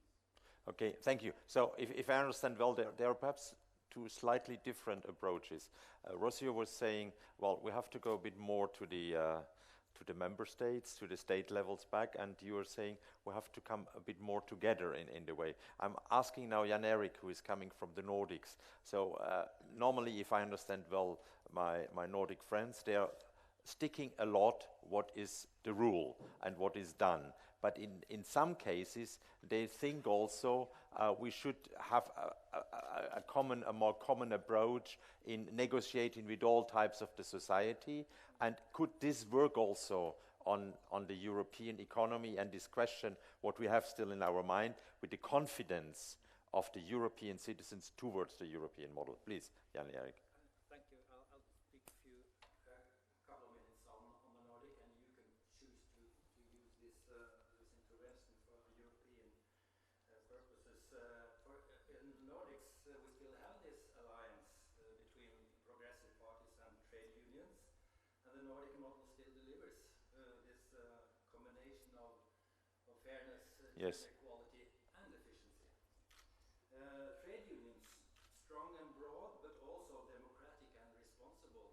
is the basic pillar of the Nordic model. They equalize wages, support an active but responsible economic policy. They fight for decent work, and they are a respected public voice in the Nordics. So no trade unions, no Nordic model. Then a union is not a union. Weak, small, or purely self-interested trade unions can never do this job for society. Today, the success of the Nordic model is challenged, probably more than ever. Then it's imperative that we spread the word, especially to the young, I would say, that no man is an island, and that we need strong and responsible trade unions and employers' organizations, and that we explain why, for the sake of a fair society. No more and no less. And how? Like we, for instance, have tried in our little pamphlet, The Nordic Model for Dummies. That's not new, of course. It's built on FEPS, a Nordic Model project, and you find it in the Twitter feed. But then we as progressives must deliver trade unions that meet this high standard. Where not in place, we must design, redesign, create the future trade unions and worker networks we need as a society. And I think this is a joint progressive challenge for the parties, the trade unions, think tanks, and academics. A daunting task, but our grandparents, they did it. Okay. So I've talked about the Nordics, but there may perhaps be some relevance for the rest of Europe. Okay. Thank you. I think there is some relevance from the Nordic side and the Nordic model, and we are much inspired also about that way how union can be brought together, and the Nordics are quite close together, and I very much appreciated also the work we have done with this Nordic model and the Nordic model for dummies. I think we should a bit more popularize in a way. But on the other side, I will turn now to the academic table. We have heard a lot in the morning, we have heard a lot from the politicians, and we have now some kind of ways, a bit more integration, less integration, more united, less united. So there's a lot of let's say, not very clearness in this whole debate. How you feel, so who would like to come first in? How could this confidence be brought back to the European Union? It's a very difficult question, but it's also an academic question in a sense, what kind of offer we can give and what is the academic world saying, what should be the offer? Perhaps I ask first Stephanie. Thank you very much. I think it's a good moment, as was said earlier, for progressives to offer this alternative. As Joe Stiglitz said, we have the horror of what can happen if we don't, which is Trump. And we have also, I think, an economic situation which is not so bad. I mean, the economy in the Eurozone is growing at last, for the last 3 years, very little. Unemployment is coming down, although it's extremely high in some countries, and there's very low investment. But I think we progressives can offer, answering your question, is a progressive economic package, which is a comprehensive one. And it could have just basically 3 elements. The first one, I think, is to increase both public and private investment. And there's effort through the Juncker plan to increase private investment. Public investment is crucial in itself, and because it can crowd in private investment. Secondly, increase real wages, particularly, as Joe Stiglitz pointed out, in the surplus countries, which have the space to do that. And this will increase, of course, the purchasing power of the workers. And thirdly, we need greater symmetry of adjustment between the surplus countries and the deficit countries. And I think that on this last point, there is, of course, there are mechanisms, in fact, in place. The Commission can penalize the countries that have a 6% surplus, but they haven't used this. We should strengthen these rules, but also we should start by implementing the rules of equilibrium. Germany and Holland should be told that if they don't lower the massive surpluses, they could be taxed. And that tax could be used, for example, to fund the unemployment insurance across the EU. And I think it's very important to stress that in countries like Germany and Holland, they increase the wages of their workers, and if they invest more, it will be beneficial for them. It will improve income distribution in countries like Germany. It will increase aggregate demand. It will improve their infrastructure, which needs a lot of repairing. Okay. Trying to tweet in Germany is pretty difficult. So they need investment in the digital economy. But by doing so, by increasing the income of the workers in Germany, they will then spend more in the neighboring countries. And one can draw a little metaphor. One can say if the German workers have more money, they can go on holiday in nice places like Italy and Greece, and this will be very nice for them. They'll have a great time, and of course it'll be much better for the Greek and Italian tourists. Thank you, Stephanie. So a lot of Germany, always Germany, Peter. So in that sense, please, I'm curious to hear from your, what is the mind of the confident. Yeah, thank you very much. I think Stephanie is completely right. There should become more stimulus from Germany, but the problem is I always try to propagate this in Germany, and it's really difficult to convince Germans, I think even German trade unions, that higher wages are a good thing.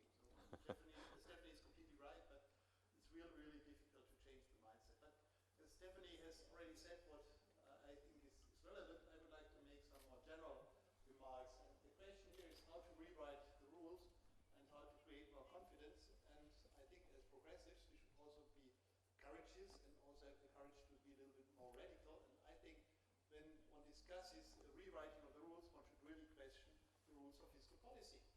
We have the 3% rule, the 60% rule, and the question is, what is the rationale for these rules? Yes. And I don't see any rationale. So when they were introduced, 60% was just the average of the EU. Nobody knows whether it's good or bad. 3% was derived from 60%, assuming 5% the nominal GDP growth. But there's no evidence that these are good rules. And what do we know from academic research? What are the right rules? And one can say almost nothing. Almost nothing. I think the only benchmark that was derived was a paper by Reinhardt and Rogoff, which turned out to be completely fake research, I would say. So we don't, from economic theory, don't know anything about these rules. What do we know from economic practice about rules? We know that there are many countries, important countries, that have about 100% debt to GDP with no problems. Japan has 200 something. Yeah. We know that almost all major economies in the world have a deficit above 3%. China, I think, is fine. The most important example, including the provinces, China has right now a deficit of 10%. So we see in the global economy, nobody is adhering to these rules, and the global economy is just coming along. And then finally, what is the evidence for the Eurozone? In 2014, the Commission has stopped asking the countries for austerity. Austerity has been stopped, and since then the Eurozone has started to grow. I think so we really should question these rules. They have no evidence, they have no theory, and if we want to have a better performance of the Eurozone economy, we should really be courageous enough to put into question these rules. Thank you, Peter. Question the rules, Anton.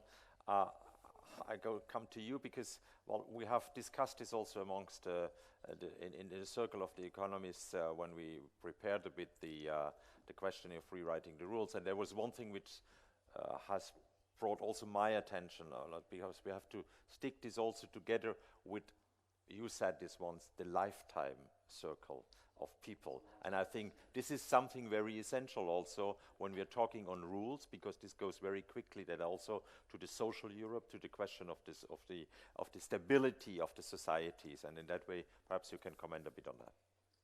Sure, I'll try. Try. I think it's important to begin with the question of what do people, average people want out of their lives. Yes. And basically they want a stable job, they want a family of 2.1 children. So last time I know was 2.1, now, but I mean that's what.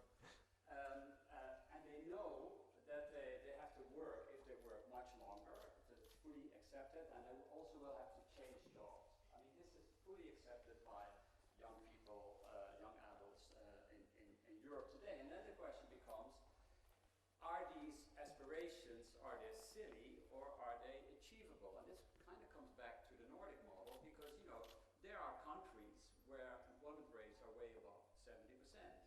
The US, which has employment as an important benchmark in their macroeconomic policy, doesn't reach the 70%. So, I mean, that begs the question, why is that? Then there are, Southern European countries, both before and after the crisis, who never reach the 60%. So there's an issue there of trying to understand, what is the right policy package, and this is where the life course becomes very important.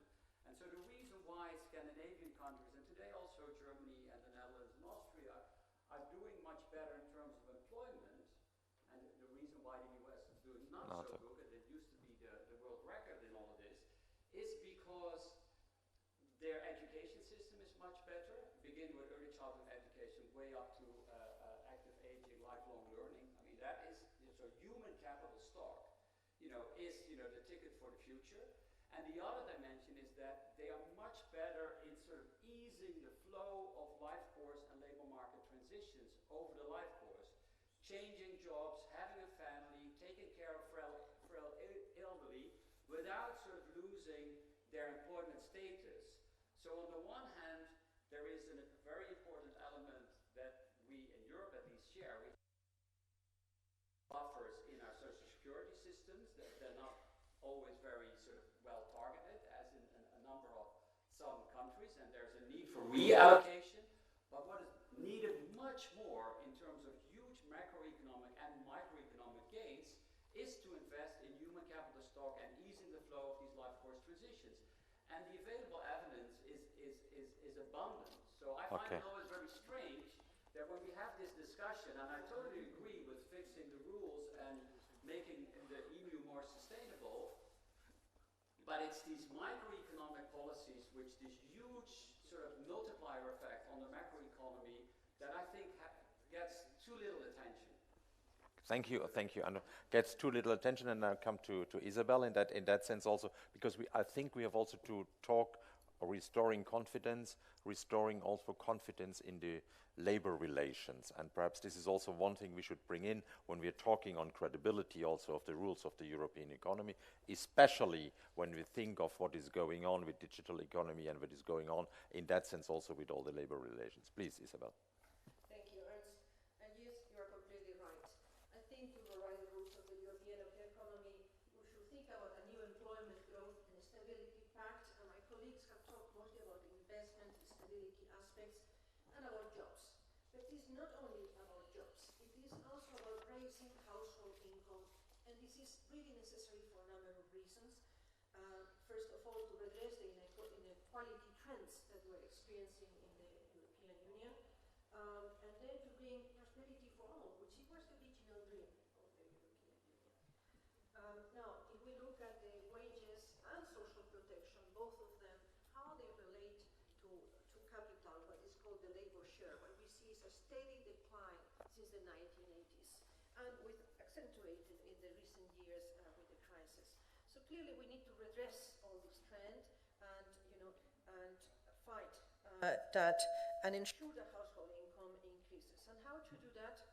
Well, that will be by raising wages, as we have been discussing, and that includes minimum wages.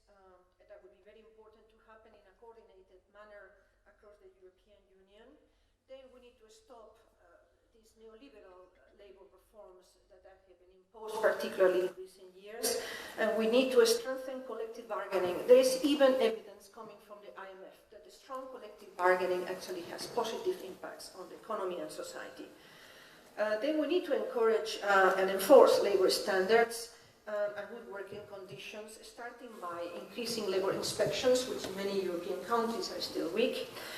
And then for the income aspects also, we need to stop all these austerity measures as they have been and continue being implemented.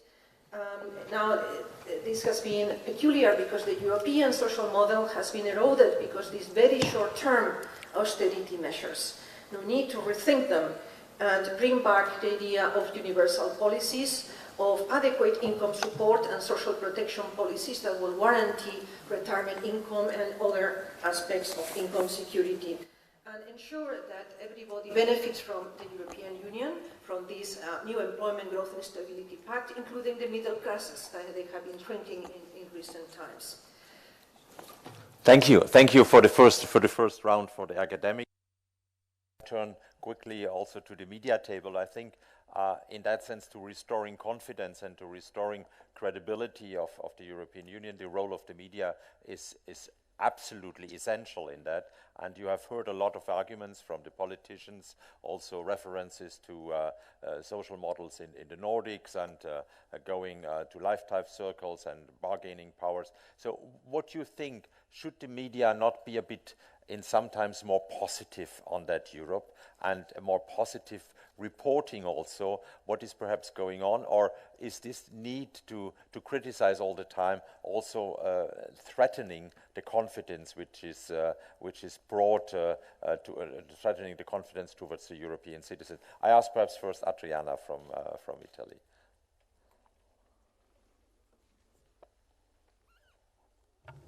I used to repeat that it's very easy to criticize the media all the time about everything, I know. on Europe, on progressive parties, on populism, on everything.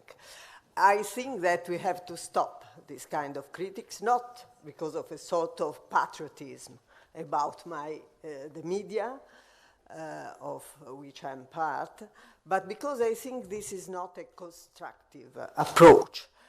The media very often write wrong things, but very often also denounce the right problems. And speaking all the time positively about Europe is not the right way to defend Europe. I think that Europe has a lot of positive things, gives a lot of benefits, but has a lot of problems also that must be solved. I think that this is a very, very difficult moment that we are living in. And as usual, in a difficult moment, you have a lot of risk, but a lot of opportunities. And this is the time to try to catch our opportunity. I think that in this precise moment, Europe, as the world, has a very big problem with globalization. And this, I think, is really the task that we have to face to get out of this situation in the case of Europe and also in the case of the progressives. I mean that globalization has completely changed the way that our democracy are functioning, are working. Okay. In some way, we must live from one side with the need to catch the economy of the next century, but at the same time we are doing this with a society of the 20th century and the political system of the 19th century.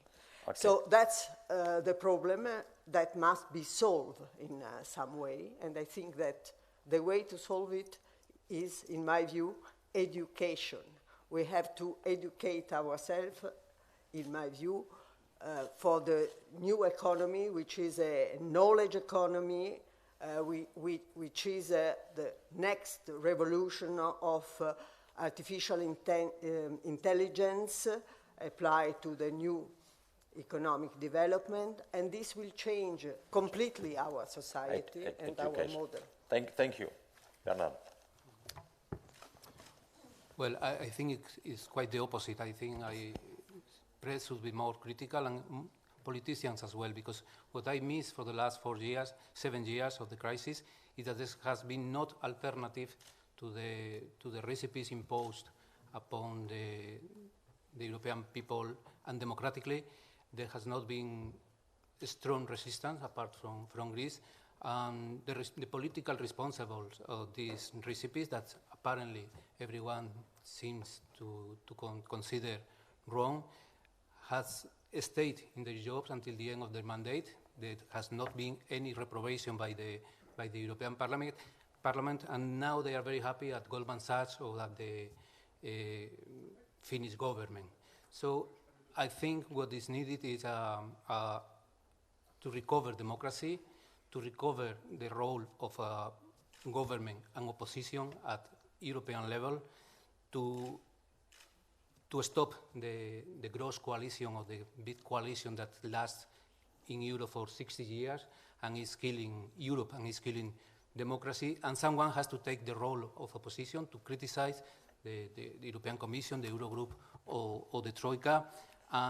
If the progressives are not willing to take this role, as it happened during the last 7 years, someone else will take this role, I'm pretty sure, because the public opinion is demanding an alternative to Europe. Yes. It's not saying no to Europe, it's saying no to a single Europe model. Okay, thank you. It's not saying no to a single economic model. This is the society saying. Let me turn to Peter. In a sense, happy that you be with us as the correspondent of the New York Times for European Economic Affairs. I think it's very exciting also if you compare the two ways how eventually confidence can be reinstalled within the society, and we have a threat in the US at the moment, which is clear. And what are the consequences of that also in your sense, if you look from the US to Europe, how this could work better for Europe? Unfortunately, I don't think these are good days to draw on the United States as lessons for Europe or for almost any society if you're talking about decreasing inequality or adding wage security or finding ways for people to start voting their economic interests. I share the sense of my colleagues that it's not our role to cheerlead for any particular position, whether it's Trump administration policies or Obama administration policies for that matter, or for European institutions. We are not helped by a cynical press corps, and I think it's fair to say that there are too many of our colleagues who are cynical. And who are in pursuit of clicks or invitations to go on television or Twitter followers, looking for sort of false oversimplifications of issues, and where the outcome comes first or the provocation comes first, and then you go get the facts. You marshal the facts to take you to a provocative outcome. That's not helpful, but we definitely need to be skeptical, and we definitely need to be holding our institutions and politicians accountable. We also need greater representation. We need both greater economic literacy and ability to speak to issues that are of universal interest to citizens, to readers. I've yet in my travels to meet a regular working person who says, I'm really concerned about inequality, or I really have thoughts about fiscal policy. People are concerned about paychecks. They're interested in job security. They're interested in the ability to send their children to college and to pay for health care. And we need to speak in that language, but we also need to have a representative press corps, and I think this is the same within the political class as well. If we don't have racial representation, gender and age representation, and then we have a democracy that's really just a hollow word. We have actually a kind of democracy that perpetuates inequalities by reinforcing privilege. So I think our role ultimately is to be skeptical, hold institutions accountable, and to do a better job of understanding the issues ourselves while having a representative group of people speaking to our readerships. Thank you, Peter. Being skeptical. Let me turn perhaps back, because we started with you, both of you. What would be your reaction, what you heard now from the others, from the representative? Paolo, perhaps.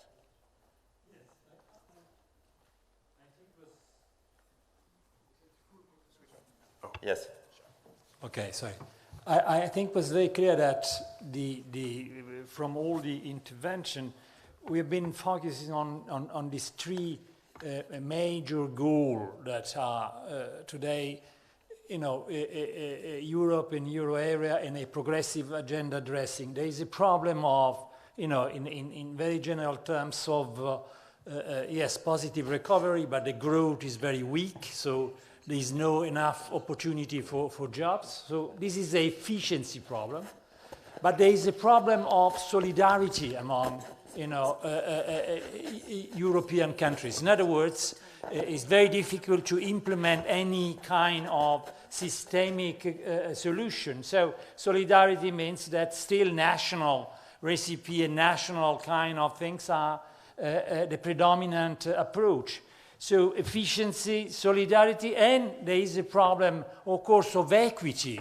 In other words, growth is important, but growth for many years in the past has been increasing inequality. Only a very small percentage of people has been able to, take opportunity of these benefits of new growth. So I think these three kind of things, efficiency and higher growth, solidarity in terms of more, integration, and equity and equality, are considered many times independent, autonomous area. They are very much interrelated, and the progressive agenda could offer, this vision that in order to solve each higher growth, higher solidarity and higher equity, you should consider these three kind of a dimension of the problem together. This is, I think, the challenge that is a progressive agenda facing. How to convince people that, that to have higher growth, you could have, higher equality. You should have higher equality, more social mobility. And of course, only with a kind of solidarity within the euro area, within Europe, we will be able to respond to these great challenges. So I think these three dimensions is very clear, are the three pillars that in any progressive agenda, if the progressive agenda could talk to the people, could arrive to the people, they should be able to present together as a kind of complex solution to a complex problem, because this is a complex problem. Thank you. Thank you. Starting with the media, I think the media can convey a message if the message is clear, and I think the progressive message at the moment it's not very clear. We need more discussion like this one we are having today to convey our ideas. The main important point, which connects a bit with what I said in the beginning, is that in order to reach confidence and credibility, we have to reach people. And in order to reach people, we have to have measures that people are sensitive with. The main thing is social injustice. And things like tax evasion, things like the financial transaction tax, which we know it does not give much money in terms of revenue. But it's symbolic and it's very important, and symbols are important. The unemployment insurance scheme, it's important not because of not just because it's an automatic stabilizer in the European Union. It's because if it existed, a citizen in Greece, in Lesbos, will receive a letter with the flag of the European Union and say, well, this check is a supplement of your unemployment benefit, and Greeks will not have the burden to pay from their own taxes their own unemployment. And this will create citizenship. What we need in Europe is citizenship. And what we have for citizenship is the euro, gives some sense, Erasmus, and not very much more. So we need measures that reach the houses of people and connect with the people. Thank you. Thank you so much. I think we had an amazing first round and comments and questions. I'm wondering why there is no slide or why there is no question from you, from the tables here. So I invite you also to use the method that we can also bring in your kind of opinion and your kind of request and your kind of questions. There is one top question. To be progressive, we need a political union as well as political initiatives to trigger multiple effects. How could we create such a union? This goes already a bit, I would like to say, to my second point and to my second question, which goes a bit to you on your table, how to trigger these effects, how to go down, how to bring together again this consensus. Jan-Erik, you talked a bit on this question of how this is done in the Nordics. Margit, you talked also a bit on this question that there should be some kind of consensus also on some of the issues concerning Europe, which brings back the citizens to the confidence also that there is something which is good when this Europe is going on. So perhaps you can, Jan-Erik, comment on that question and put this together with this thing which is very necessary. The civil society has to be brought in this whole endeavor, because if the people are not convinced that something is going good, they will not participate. They will not be there. So I think this is the need what we have to do in the ongoing European Union. But Jan Erik. Well, I think this is probably easier in small countries like the Nordics, where you have a tradition for engagement through the trade unions and so on. But it has become more difficult over the years to engage people. And we have a lowering of the trade union densities also in the Nordics, making for problems. But we see that also not least young people are engaged in issues, but they are not that willing to engage in trade unions or political parties. And I guess that's not only a Nordic feature. So it's one solution to this is to listen more to young people. And we have this frenzy with social media, which should be used positively to get this engagement. And I see that, for instance, the Norwegian Labour Party now in an election mode, where elections in September, using social media in new innovative ways to engage people. And there are some interactivity there. It's a really a great potential. So, but let me also add that I think on a very broad question of how Europe or the capitalistic economies are working, I think if you don't have a kind of social force which is sort of counteracting the market forces, then you will lose out in the long term. You have to have, it's not enough with great social democratic or socialist parties. You have to be some sort of organized, responsible force helping the parties. And that's what we're lucky, I would say, in the Nordics to have these trade unions at the moment performing this task. But you also need to have some kind of social force like that, probably connected to the labor market, which helps the parties in elections, but also to listen to what's happening out among the people, and to increase legitimacy of the often harsh measures which also social democratic parties has to do. And I do think that we can't just demand higher wages, demand a greater public sector, demand a more equal society. We have to think long term, and we have to think the institutions, which is on the long term. It's not enough just to win an election or two. We have to think long term and build the institutions to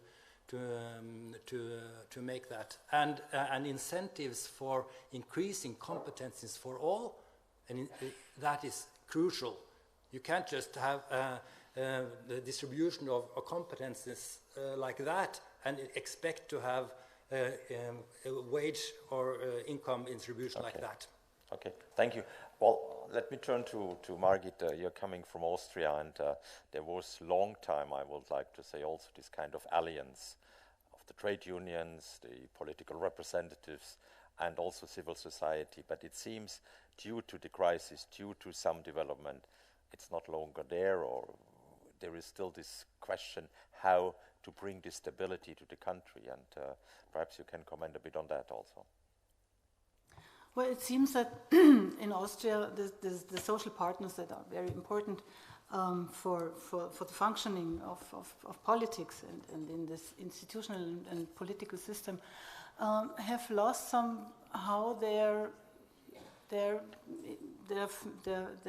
perspective of the past to the overall society and to the overall good and to the overall common good. And I think this would be very important. I don't know how to get back to that position, but it would be very important for the social partners to not only see themselves as representatives of particular interests, but to regain that perspective for the overall good. And let me come back to one issue which I think is really crucial as one of the cornerstones of democratic economies and societies, namely tax policies. And I think one of the central problems that the EU is currently facing is that tax regimes have various sustainability gaps, as I would call them, which are caused by various long-term trends in tax policy that are observable in all member states,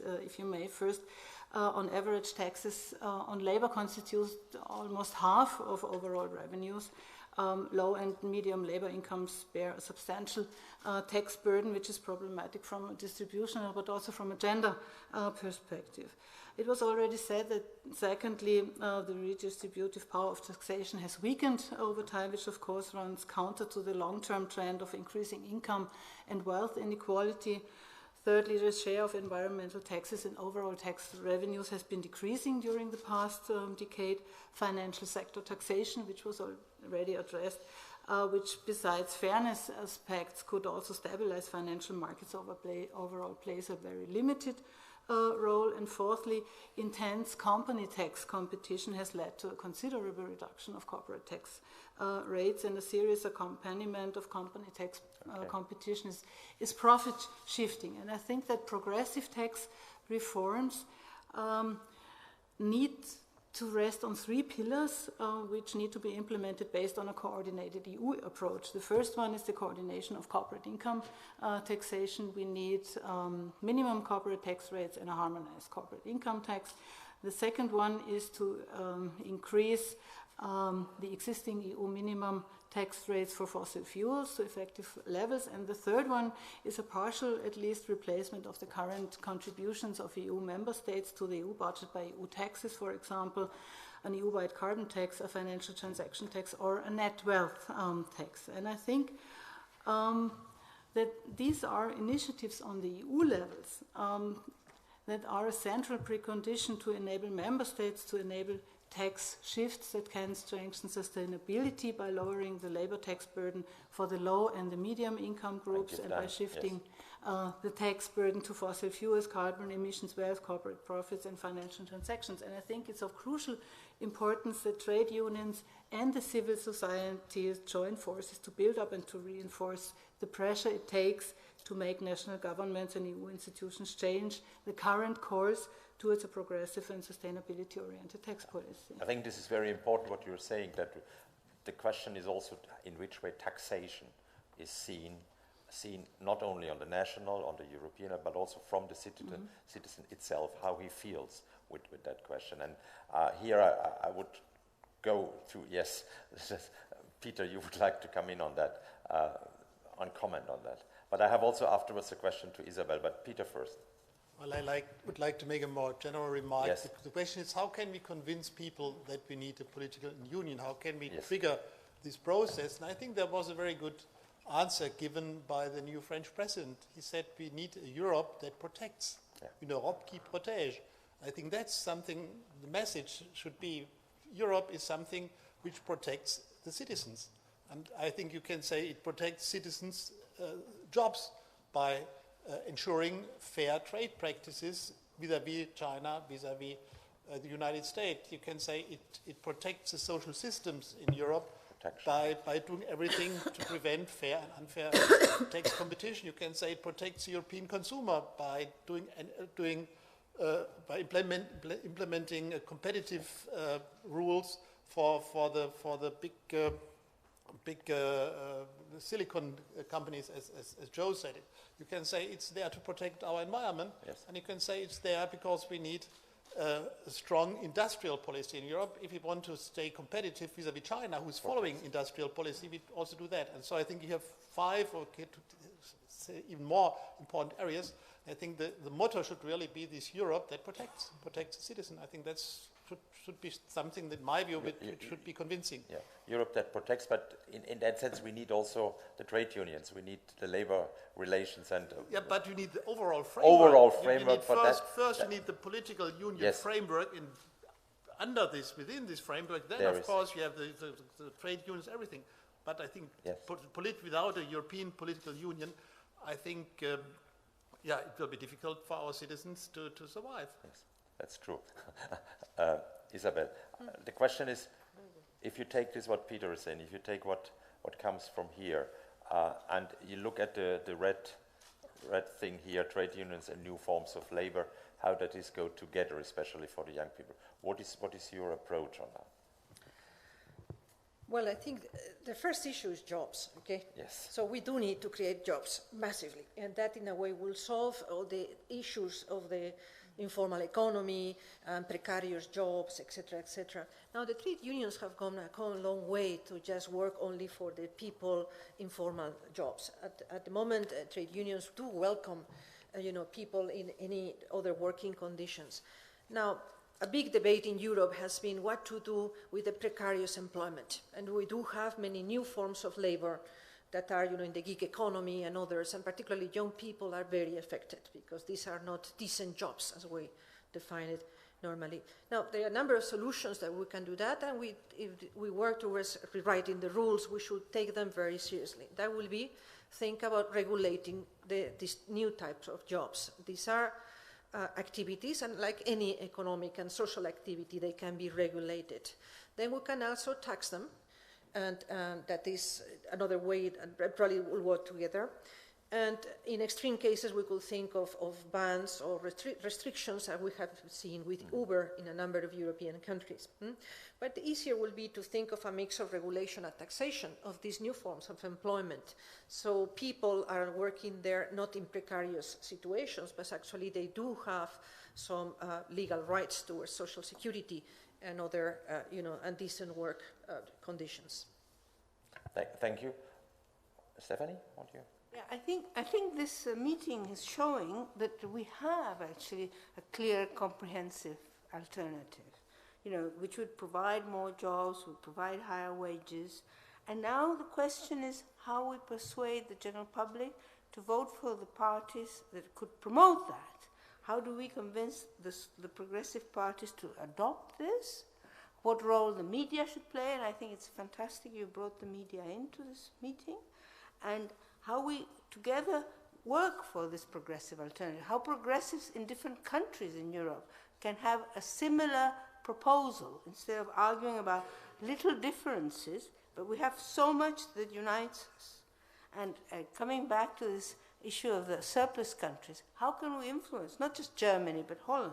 Shouldn't we be having this meeting in Holland to have them, to tell the German trade unions, look, you could have higher wages, why don't you ask for them? Yeah? This would be good for you. For a Latin like me, it's very hard to understand that people don't want higher wages. I think the other point is that we clearly need more resources at an EU level. We would need a bigger EU budget. Moscovici talks about a EU finance ministry, which would be good if it's progressive, but would this finance minister, he or she, would have more resources? And if they can't, should we just go through this kind of Juncker plan way, which is to leverage public development banks, which is not a bad idea? Should these be created throughout Europe where they don't exist? And should the capitalization of these banks be again outside the deficit rules, which are so artificial? So why not think in those terms? Thank you. Thank you, Stephanie. Well, just one figure bringing in, because you are referring again also to the European budget. I heard the other day, if you compare, we have always this question of the 1% EU budget. If you compare this to the US of the federal budget, I think it's about 40% or so the federal budget. So you can imagine how the difference is in that way. And the budget itself in Europe is not very, in a way that can be used distributive. It's very clear what is in the budget has to be spent in that way. It's some of the items, but this is perhaps a question we could tackle a bit later on in the third round. But Anton. Yeah, I used to work in Germany in the late 1990s and early 2000s. So what I see here in our discussion, that we are experiencing what you can call the growing pains of a political union, and so my experience in Germany was, when as a Dutchman I worked there, that every time there was a policy on the table, there was, let's wait and see what the North Rhine-Westphalen election next month will do, and then there was another election and another election. So, and if Germany is a political union, then Europe the European Union is becoming a political union. I think this phrase that Macron uses is, I think it's the right one, but I would like to add one to it, and it's not to make it more complex, and that is not only to protect, but also to capacitate citizens, because I mean, time and again, what is showing the resilience of economies and welfare states is the extent to which, you know, people get the skills they need, can change skills over time, and not be discouraged from the labor market by not having been able to update their skills for a very long period of time. And this again explains why, you know, labor force participation in the US is so much lower than countries like, you know, the Scandinavian countries, the Netherlands, Germany, Austria, and what have you. So the capacitating side, so protecting and capacitating, that's what I would thank you. Well, I think we could again go to you, to the journalists and the media.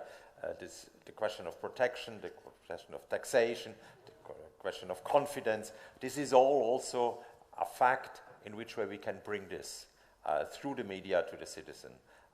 Do you think that also with what you said, Peter, with the new media, with the new kind of way how this is done, it's easier or it's even more difficult? Because sometimes you can also argue in the sense, well, we have the system of representative democracy, but this is no longer the case that this is working properly, because we have other ways of participation which are developing much faster than the system can respond to that. And here the media plays an enormous role to bring this in the system, but can't bring this anymore in because the social media are counterproductive sometimes towards the stability of the society. Or I'm wrong, I don't know, this is just a question to you.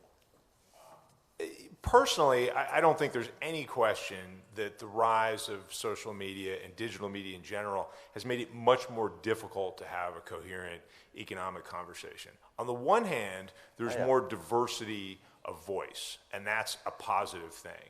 And this was the thing that digital media was supposed to bring us. Instead of living under the tyranny of one editor-in-chief at the Washington Post or the New York Times deciding what's important today, now everyone gets a turn to speak. The problem is that most of the technologists who now control digital media are not journalists and are not answerable to anything approximating public interest. They're interested in clicks and eyeballs and advertising dollars and buzz. And the politicians, of course, have caught on to this. And it is not by accident, I think, that we now have a president of the United States who is someone who was demonstrably successful in no undertaking in his history except for one, and that's reality television. And I mean, this is someone who is expert in understanding how to reach his core constituents with a message, to tweet at companies that are investing in Mexico and bringing about a photo op that suddenly convinces people on television or on social media that something has changed. A couple hundred jobs are now staying in Indiana or Michigan or wherever, while the norms of policy go on.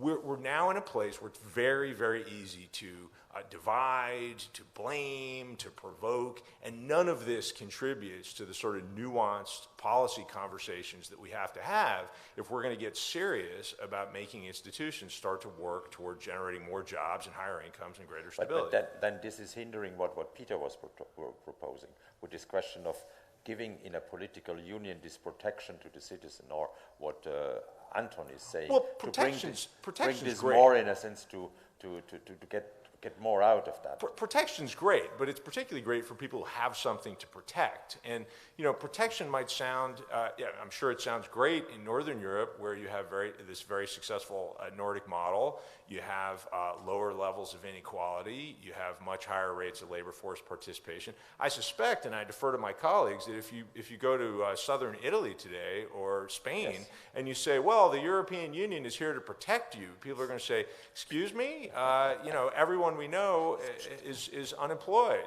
People are dealing with foreclosure and crisis. We need a lot more than protection. We need to revive. And fundamentally, we need an image that isn't about finding some mythical past where everything was wonderful, because even in the mythical, not mythical past, the recent past, where middle-class people did thrive during the post-war period into the 70s in the United States and longer in Europe, you still had the exclusion of classes of people, either by gender or by race. Yes. We got to be talking about the future. I mean, the past. If you have a time machine to 1975 that works for all of us, sign me up. I'll be there this afternoon. But we got to talk about how to generate economic growth going forward in the economy in which we actually operate, where the gig economy is with us, where social media is how people are increasingly getting information.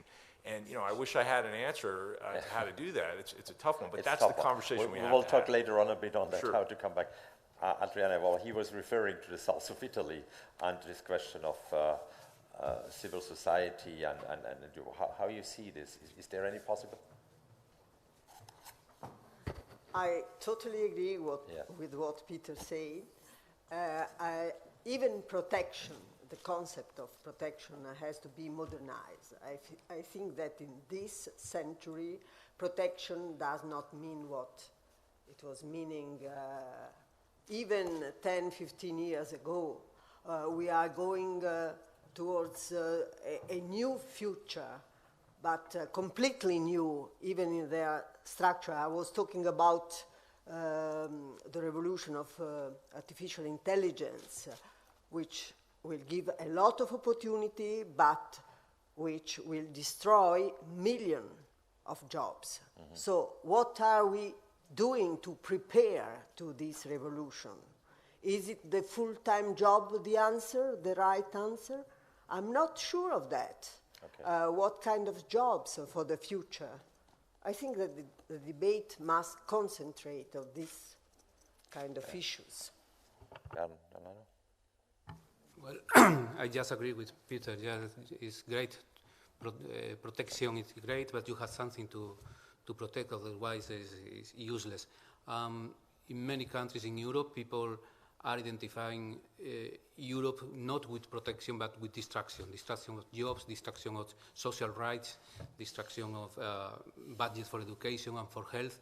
So especially young people are in many countries, at least in Spain, are starting to identifying the European Union with something that before used to be only identified with the World Trade Organization, with supranational powers without proper democratic control, without any relationship with the country, and that imposed recipes, measures that nobody knows where are coming from, and that they are, even worse, they are not doing any good to the country. So I don't think it's protection the word that the label for European Union right now. But if in any case, but if I have well understood Peter, he understood it in a different way than we're discussing this at the moment. Perhaps, Peter, because I thought you brought this in on a level which goes to Europe, and Europe offers this kind of thing, if I understood exactly. So I'm a little bit surprised that it's a bad thing to have a Europe that protects its citizens. I'm wondering, of course, you were right, it needs a second dimension to capacitate people. But taking both things together, I think this is a very good agenda for Europe. Yeah. I think the global economy is not a fair play thing. You have the Chinese who are more protectionist than ever. You have the US who are protectionist. So if you are, as Europe, if you just sit there and wait, I think that's not a good thing. Of course, this is not a fair thing. So it's a fight, and you have to protect your citizens in this fight. China has very clear goals for industrial policy. And if you just sit there and wait, maybe your jobs and your companies are gone. So you have to protect your economies against this in this kind of global fight. And I think Europe is the only actor that can do it. The national governments, national states in Europe are not able to withstand in this competition. I think one has to be very open about this. This is not about. I think the German model is ordoliberalism. It's just the markets, they do it, and if you do this, everything will be fine. But I think that's completely wrong. The global economy is not such this kind of game, and there we need a Europe that protects. But you're completely right. Also, Europe that capacitates, and I'm very sure that most people in Europe would like this form of Europe much more than the Europe that destroys things. Europe that protects, and to give more. What do you think on that as a senator and as MP in a member state, in one of the most important? No, I share the view that protection could be a very effective way of offering to the citizens, some way that European Union is there, But we should agree about what protection means, Yes. And protection for could be very effective. Is meaning is saying I offer and I provide you more job opportunity first, and secondly I'm able to reduce strongly to fight what is the most dramatic effect of inequality, that to social exclusion. We are living in an age where there is no anymore this social mobility. You don't hope anymore that your son is able to study and to become something more and better than you have been. This is dramatically, negatively affecting the people. So protection could work if we are able to move on this parallel path. First, how to recreate this growth and job opportunity, and is not there today. And secondly, how growth is associated to less inequality and less exclusion. And, for many years we thought, first there is growth, and secondly there is the inequality redistribution.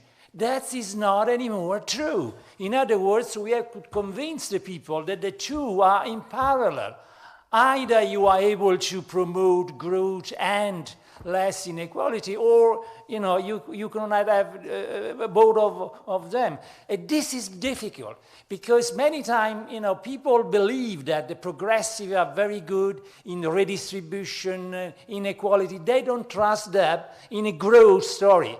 They don't trust them that they are able to create. Yes. No, so we have to convince that this is an effective way, not only on redistributing.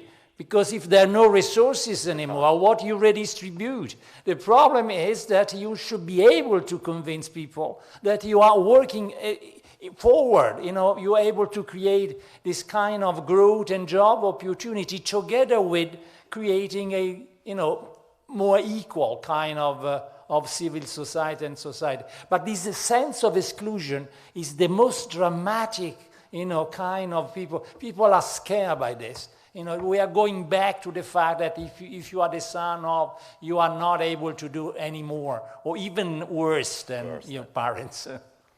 Paulo. I completely agree that protection should be a passage to all Europe. Let me just tell you very briefly the story of Portugal now. Portugal, employment is decreasing from 17% to 9%. Growth will be 2.5% this year at least. So we'll have a deficit of 1.5%. So all good news. We won the Eurovision, the Euro Championship, and so on. And now we have a fire that killed 67 people in the forests of Portugal. And now the agenda over the last month, if you look at television, newspapers, and so on, it only speaks about fire. So what happened here? The basic function of the state, which is, security of life and livestock, and failed. So even if, all the good news, now there is this. And this is a bit what is happening in Europe. Not growing as well, but we have the migrant crisis, and now which is a huge problem. So if Europe cannot not just pass the message, be effective in dealing with the things that have to do with the protection of people, dealing with jobs. I would say not full-time jobs, making connection with what was said before, but flexible jobs, because people don't want. We have higher life expectancy now. citizens are asked to work harder and harder, longer and longer and longer.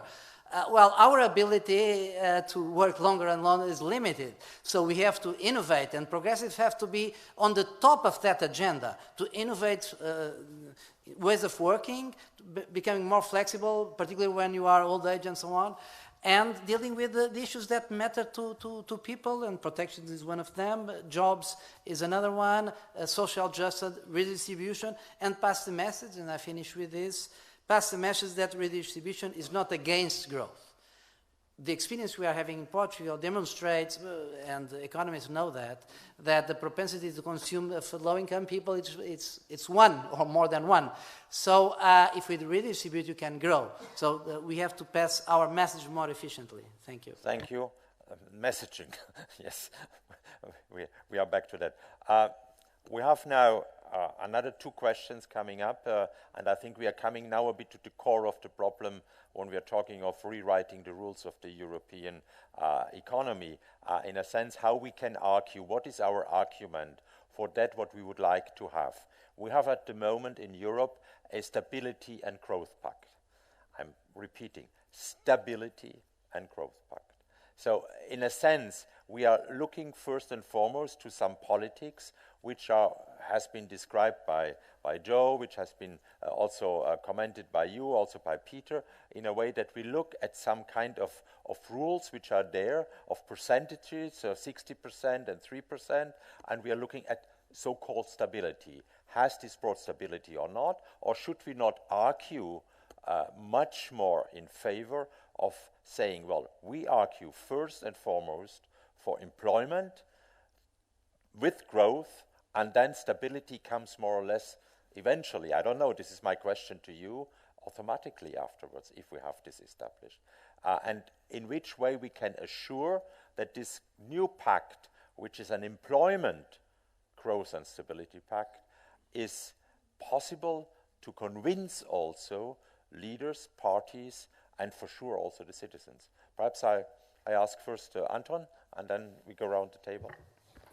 Yeah, I must say that I'm a bit skeptical with respect to employment, stability, and growth pact. And that is, as I said before, the disparity in employment is huge, both before and after the crisis. And this is related to the way domestic economies are largely organized. Now, I'm all in favor of a much more progressive and aggressive EMU in terms of fiscal and monetary policy, but fiscal and monetary policy cannot replace a good safety net, a good education system, and a good employment relations system that ease these flows of labor market transition. So that's my worry with this word, employment and stability and growth pact, and what does it mean, and what does it implicate in terms of, the policy levers that you can kind of use.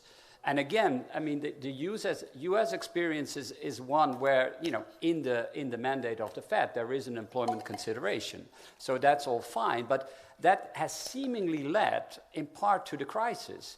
Because, without a decent safety net, Greenspan was basically forced to keep interest rates low in order to keep a number of jobs going.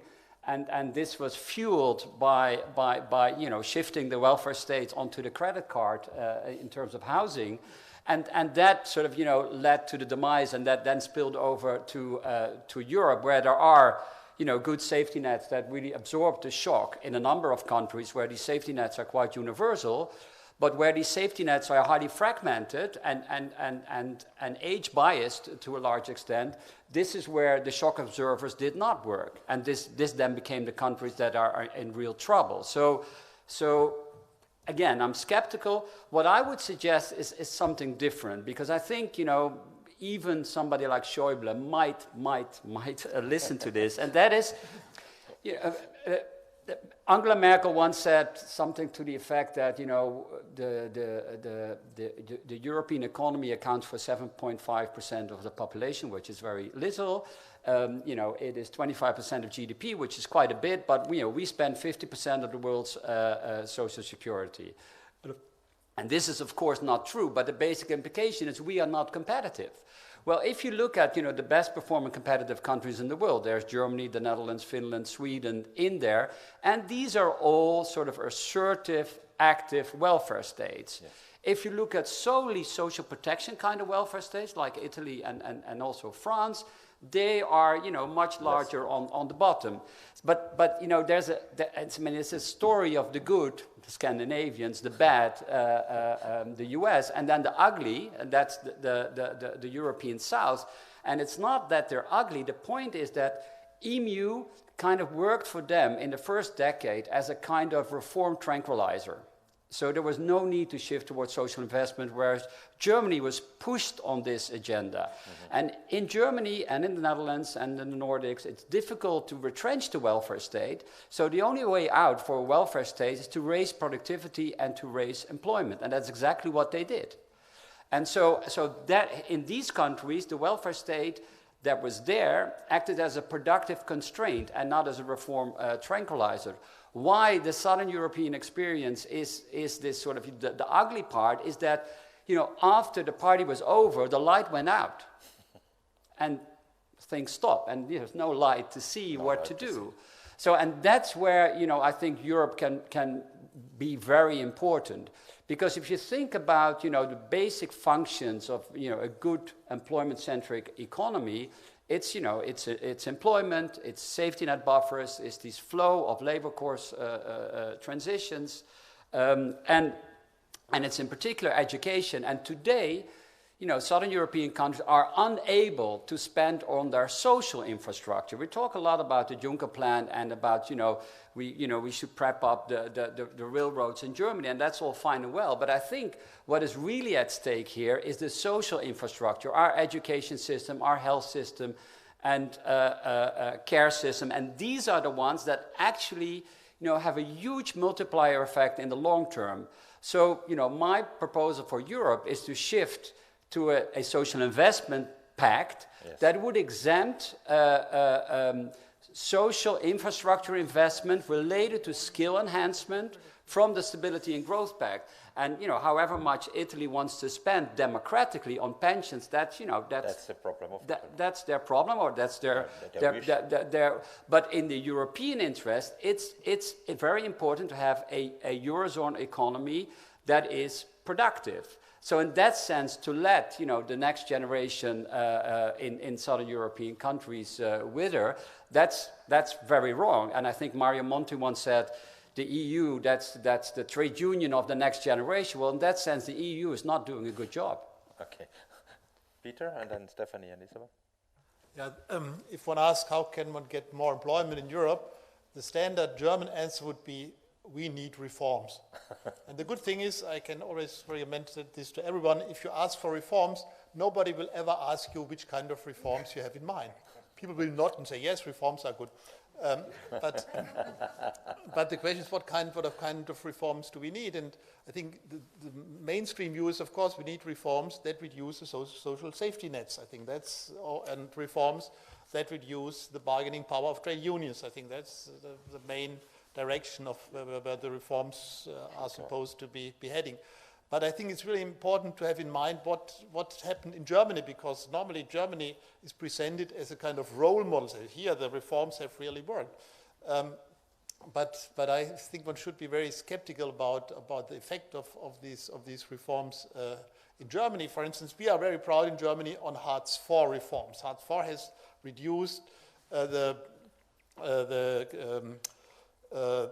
money that long-term employment, not labor protection, but it has reduced the rate of the money that long-term unemployed were receiving.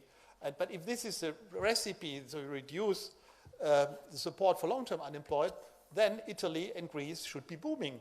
Because in Italy and Greece, after 1 year, you get nothing. You don't get Hartz IV, you get Hartz 0.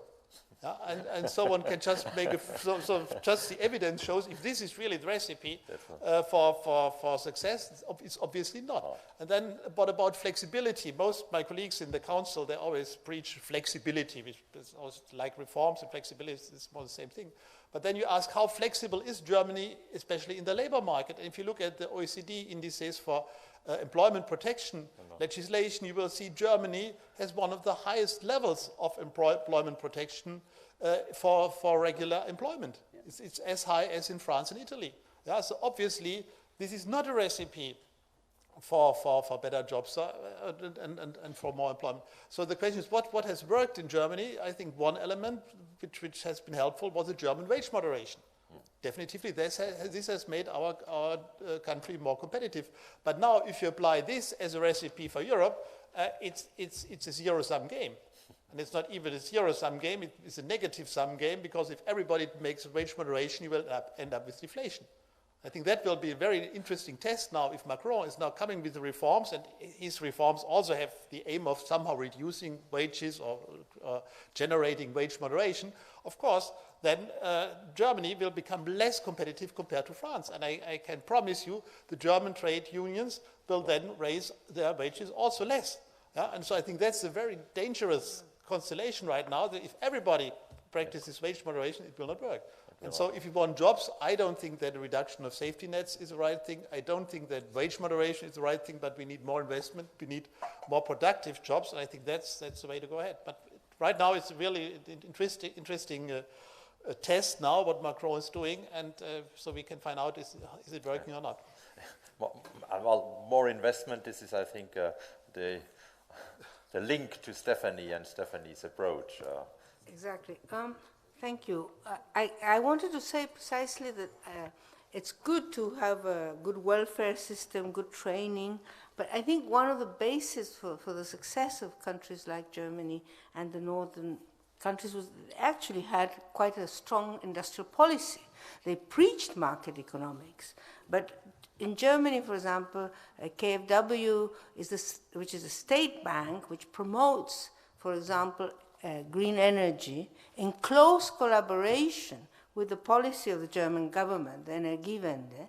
It promotes a very clear and very successful industrial policy. And the KfW is the second largest commercial bank in Germany and makes profits, and it's very, very good. But then, and the government has in the past also invested quite a lot in training, for example. And training has been also very key. But now, by imposing austerity, they're ridding the other countries. They're kicking away the ladder, as Ha-Joon Chang would say, because they're ridding these other countries of imitating the successful model.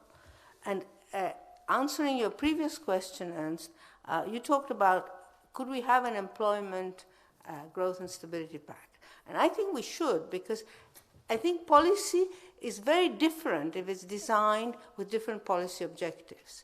And for example, the ECB has been working rather well in recent years, but we're not guaranteed that it will remain so. Exactly. And so therefore, I think it would be very important if, like the Fed, the ECB had an employment target. So we would have inflation target, but equally or almost as important, an employment target. And the same for fiscal policy. If you're looking at fiscal policy only from a purely financial point of view of how to limit debt and fiscal deficits, you have one approach. But if you also say our aim is growth and employment, you will have a different approach, which may actually be as consistent with financial stability as a more orthodox approach. So, in fact, the IMF has been recommending increasingly strongly that a counter-cyclical fiscal policy, if the resources are channeled towards public investment, productive public investment, as Peter has argued in this Lighthouse initiative, can be the best way of doing fiscal policy. So it's just a question of Mr. Schäuble reading these manuscripts. But I think, finally, I think one thing that we should try and sell more is success. And we heard Paulo, our Portuguese colleague, telling us how well things are going in Portugal. I think we should highlight that. I think progressives should say, look, these things that we're advocating actually work, and they're working today in Portugal. Industrial policy, development banks work. They work in Germany. They work in France. Minimum wage in Germany. All these good stories, you know. The stamp duty is that sort of financial transaction tax which the Labour Party wants to expand. It works in the UK. Why don't we expand it, as Margaret was saying? Yes, by the way, on the Portuguese thing, FEPS has published recently a very nice little booklet I would like to promote a bit. I hope that we have some copies downstairs on exactly that success of the Portuguese government in the last 2 years. Isabel. Thank you. I would like to turn the attention again about how can we make the European policy making responsive to people. And this is what we are discussing somehow all the time. Now, what we know, and at the beginning it was this discussion on social policy and how much can you have and all that. At the moment, how it is done is that countries need to comply with a series of fiscal and macroeconomic objectives, and if they have any budget left after that, then they can do social policy at the national level. And this is clearly very wrong. You know, it cannot continue like that. So what we could propose very specifically, in terms of European policy making, we could suggest that instead of having the current Stability and Growth Pact, having a new Employment Growth and Stability Pact, which is what we have been discussing earlier, which it will combine fiscal targets with other type of targets. And will ensure that austerity measures are not automatically, you know, applied, but it will be considered in the context of growth and employment and others. But then we have other mechanisms, because we have currently the macroeconomic imbalance procedure, which actually, you know, readdresses and reinforces the Stability and Growth Pact. So this one as well, could convert it in a macroeconomic and social imbalance procedure to ensure that countries, there is European coordination to ensure that countries go ahead you know, with adequate fiscal targets, but as well as welfare standards. And this should be considered equally, not fiscal targets first and welfare second. And third, then we have the surveillance mechanism, which is the European semester. And now at the moment, the European semester is used to enforce these very hard fiscal targets, etc. This we could convert it as well. Ensure that the surveillance is done to ensure that countries do achieve growth levels, growth with adequate employment, as well as with adequate welfare. So therefore, that will be the way to convert European policy making and ensure that it is coordinated to promote prosperity for all. Thank you, thank you. I will turn to the media table, because, well, there were some elements, and there was also this question which came in which way this can be communicated, this complexity of the European economic policy. And if you look, when we talk on initiatives, when we talk on the ECB policy, when we talk on European semester, when we talk on two-pack, when we talk on six-pack, we talk on things nobody, honestly speaking, is understanding. Even experts sometimes in the Commission and the Parliament, you talk with them, they're asking, what does this mean exactly? So are we not in a system that is, in a case, hiding complexity, in not informing properly the population, and giving them also then the feeling that they cannot participate in any way in that field of society in Europe? And here I think, again, I will again stress this, I think the media have a role to play. I will not blame you, but in a sense, what can be done better that this can be communicated? I think also the progressive parties and the progressive movements have a real role to play in that, to discharge the complexity with words which are not understandable anymore. But perhaps Fernando.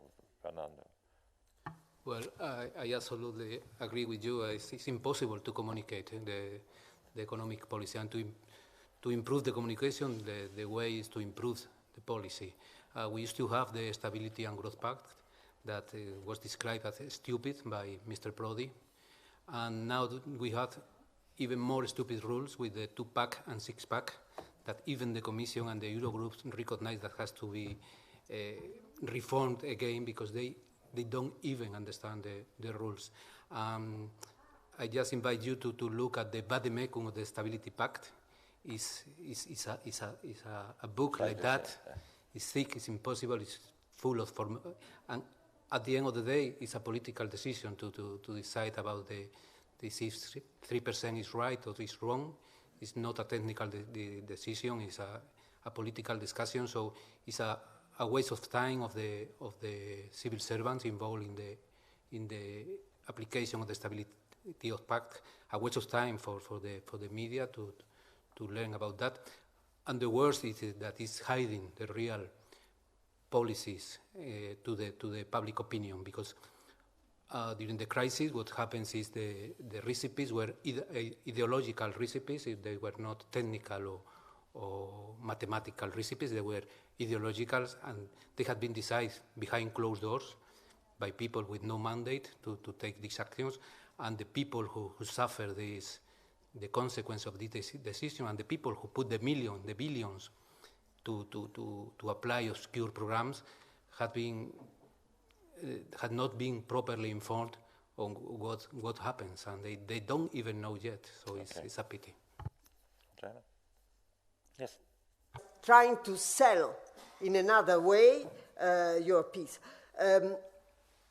But at the same time, I think that this is impossible to simplify unless you reform Europe. And maybe we are talking about this multi-speed Europe. If one day we will be less, maybe we will be less complicated. I think that the Europe of the origin was more homogeneous, and so the rules were not so complicated as they are today. We are so different in culture, for example. It's really difficult to communicate European because we don't have Europe in our mind, in our culture till now. So unfortunately, we have to live with this Europe at the moment. Peter? You know, there's been a sort of cottage industry in Britain in the tabloid press for many, many years where people come up with the most outrageous, often completely made up examples of European rules that require that a banana be curved a certain curve. I mean, this stuff is famous, and we do know that this contributed, or at least we anecdotally can assume that this played some role in persuading a majority of voters on June 23rd last year to vote for Brexit. A similar sort of strategy, journalistically, has to be employed to show how things that are much more complicated and much more meaningful, like the fiscal limits that apply to Eurozone countries and EU countries for that matter, how those apply to real things that people know and care about, whether it's support for the university system or transportation infrastructure or pension systems. I mean, we need to write about regular people in stories about business and economics. There has historically been this sort of balkanization of, you know, the financial pages, the business pages. That's for people who are in business, who wear suits and white shirts and ties, and ordinary people are busy with other parts of the media landscape. Well, we all learned through the worst financial crisis since the Great Depression that whether we're paying attention to business or economics or not, there are direct impacts on things that we all universally care about.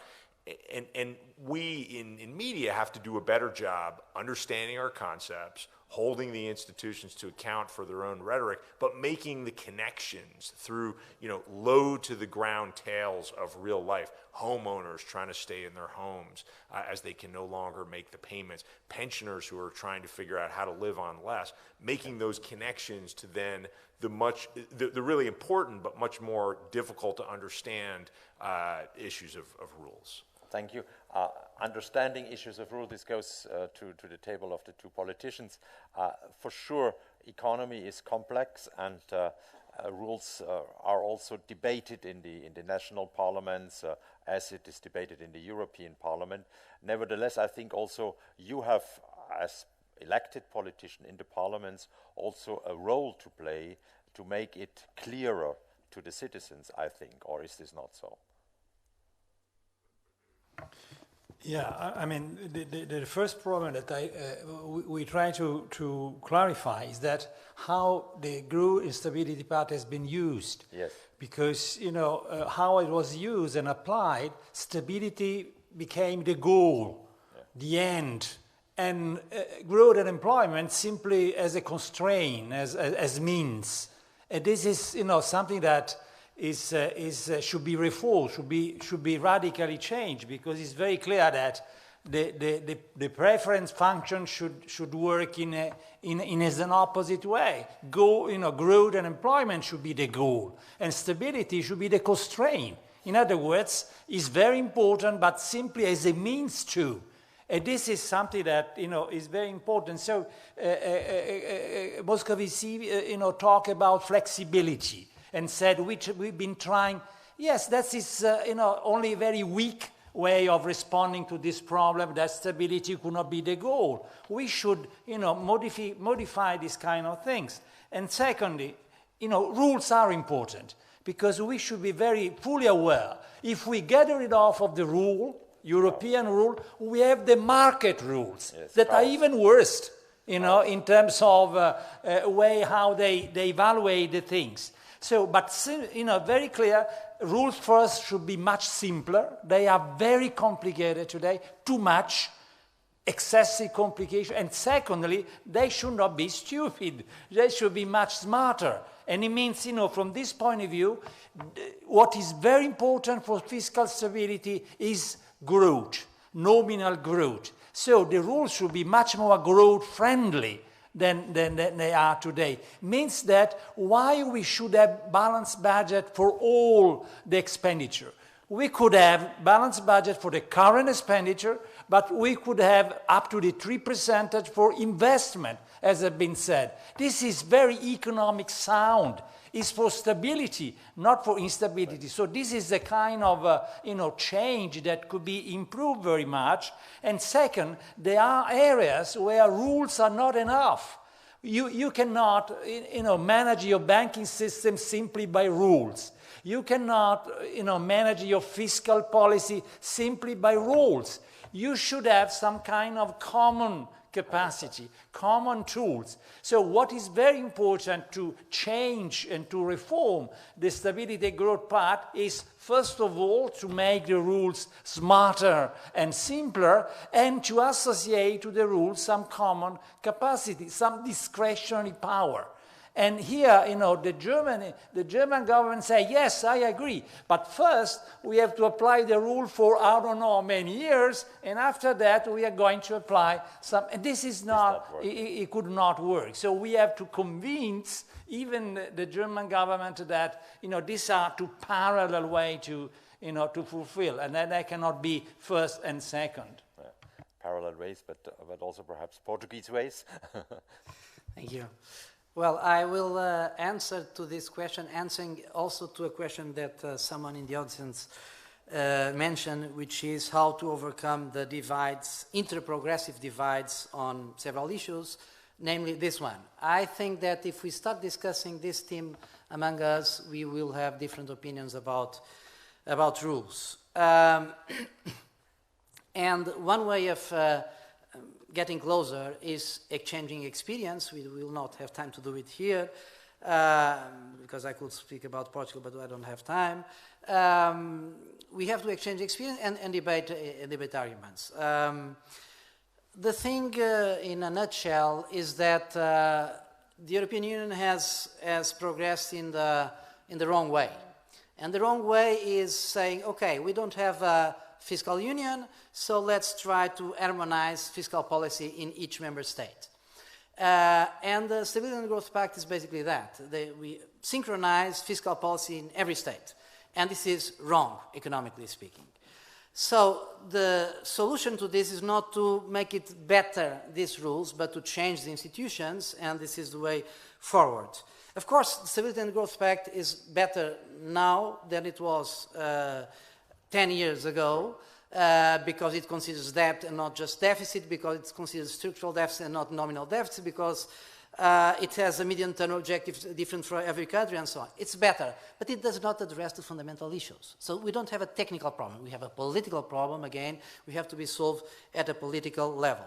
So perfectly agree that we should have an employment, growth, and stability pact, because what we are showing in Portugal is that if we put economic growing and if we create employment, we solve the problems of public finance. So this is the way, the direction of causality, and not the other way around. It's not making austerity, compression of salaries, privatizations that you solve the problems of the economy. It's the other way around. Even though I don't know exactly what will be within the Growth, Employment and Stability Pact, but basically what we need is not, and for my friend, not my friend, but our friend of New York Times, we have a lot to learn from America. This is the way to go forward, in the sense that we have to have a fiscal union, we have to have automatic stabilizers at the level of the union, and we cannot deal with, these micro things of improving, becoming more complex, no one understands this. Even economists have some time to understand, and media cannot understand, because the vademecum, I mentioned it's better now, the Stability Pact, than it was 10 years, economically speaking, than 10 years ago, but it becomes huge. And very much complex. So to finish, just a note to finish. Just a little note. We are a bit running out. We progressives, and this is what we are explaining to Portuguese citizens, we distinguish between fiscal consolidation and austerity. And there are measures that are consolidation. For instance, the Portuguese Central Bank giving more dividends to the budget because they are making profits with Portuguese bonds. And this is not austerity. This is revenues for the public. So this has to be worked out. But I think some rules exist, and in the United States they have rules. Because at state level, most states have sort of balanced budget rules. Thank you. I would like to give the floor quickly to Margit and Eric, but Peter would also like to come in. And if you agree, I would like to close this now. After this intervention, we skip the question, because I think we have discussed a lot on the democratic way, or making it democratic, and the whole afternoon session is also destined to a more democratic European Union, and you're welcomed also to intervene there, because I would also like to give a little time, at least, while we had some questions, but also perhaps from one or another table to raise a question to one or the other experts. But quickly, Margit, employment, some very brief remarks. Growth and stability. One, I think, is it's crucial to get to achieve a consensus among member states on the central reforms and initiatives at the EU level. And I think we probably need to think in larger packages to overcome the divides within the member states.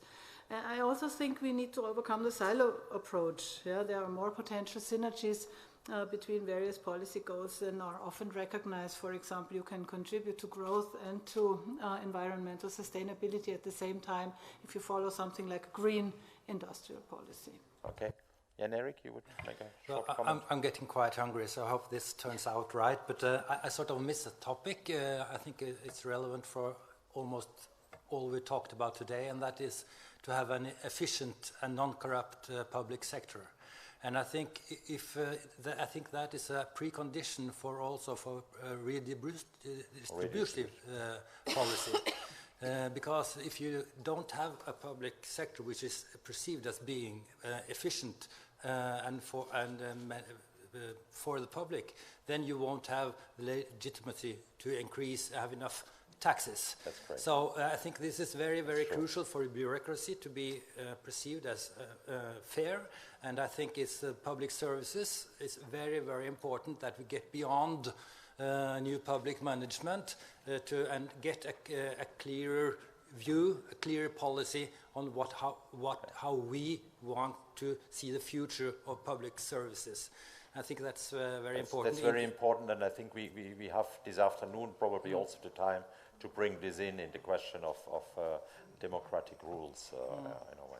Thank you. Peter, you Very short remark. I want to raise the question whether a rule-based fiscal policy makes any sense at all for large economies. If you look at the United States, China, Japan, and India, can somebody tell me the fiscal rule? I don't know it. No. Thank you. Thank you. And that's it. We have some 5 minutes, more or less. Is there any pertinent question here from the tables which you would like to ask one of the tables?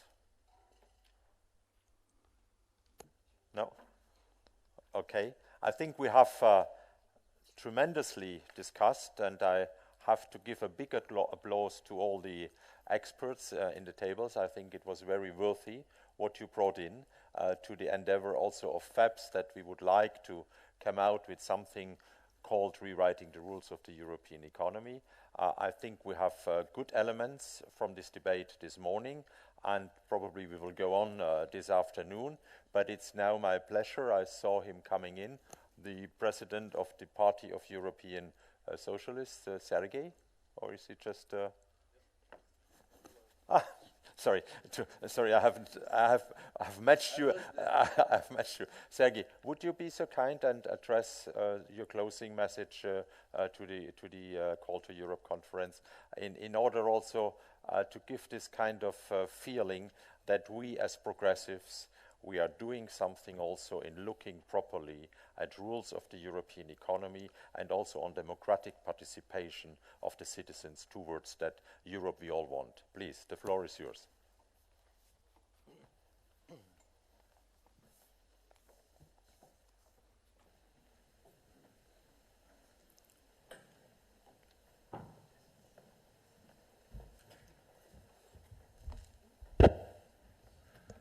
Good day to all of you, and I believe you have already had a very extensive exchange of views and ideas about the economic development in the European Union, a subject on which FEPS and our family in general, including the party, is focused for many years.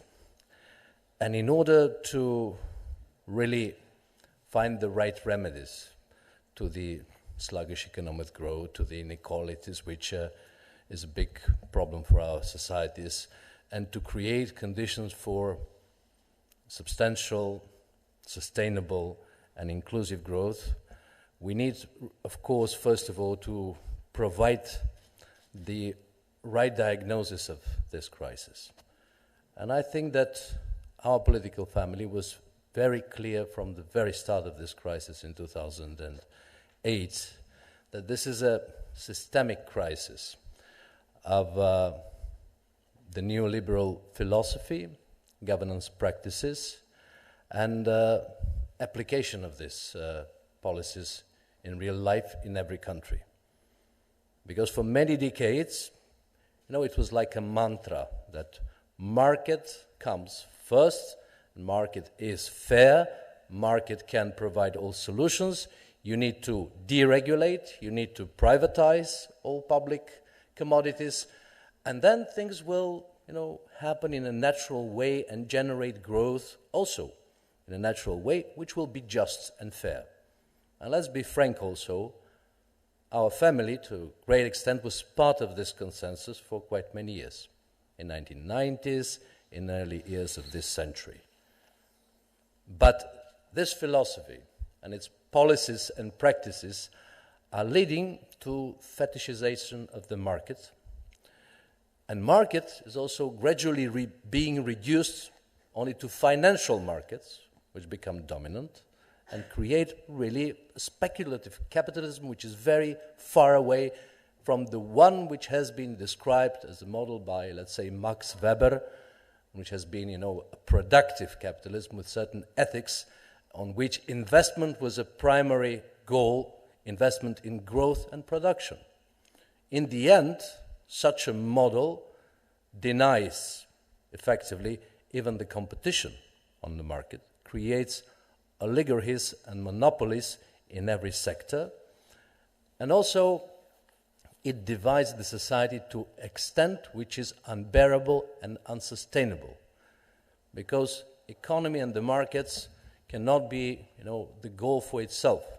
They are part of a society, and they should serve the society, we as human beings are social creatures.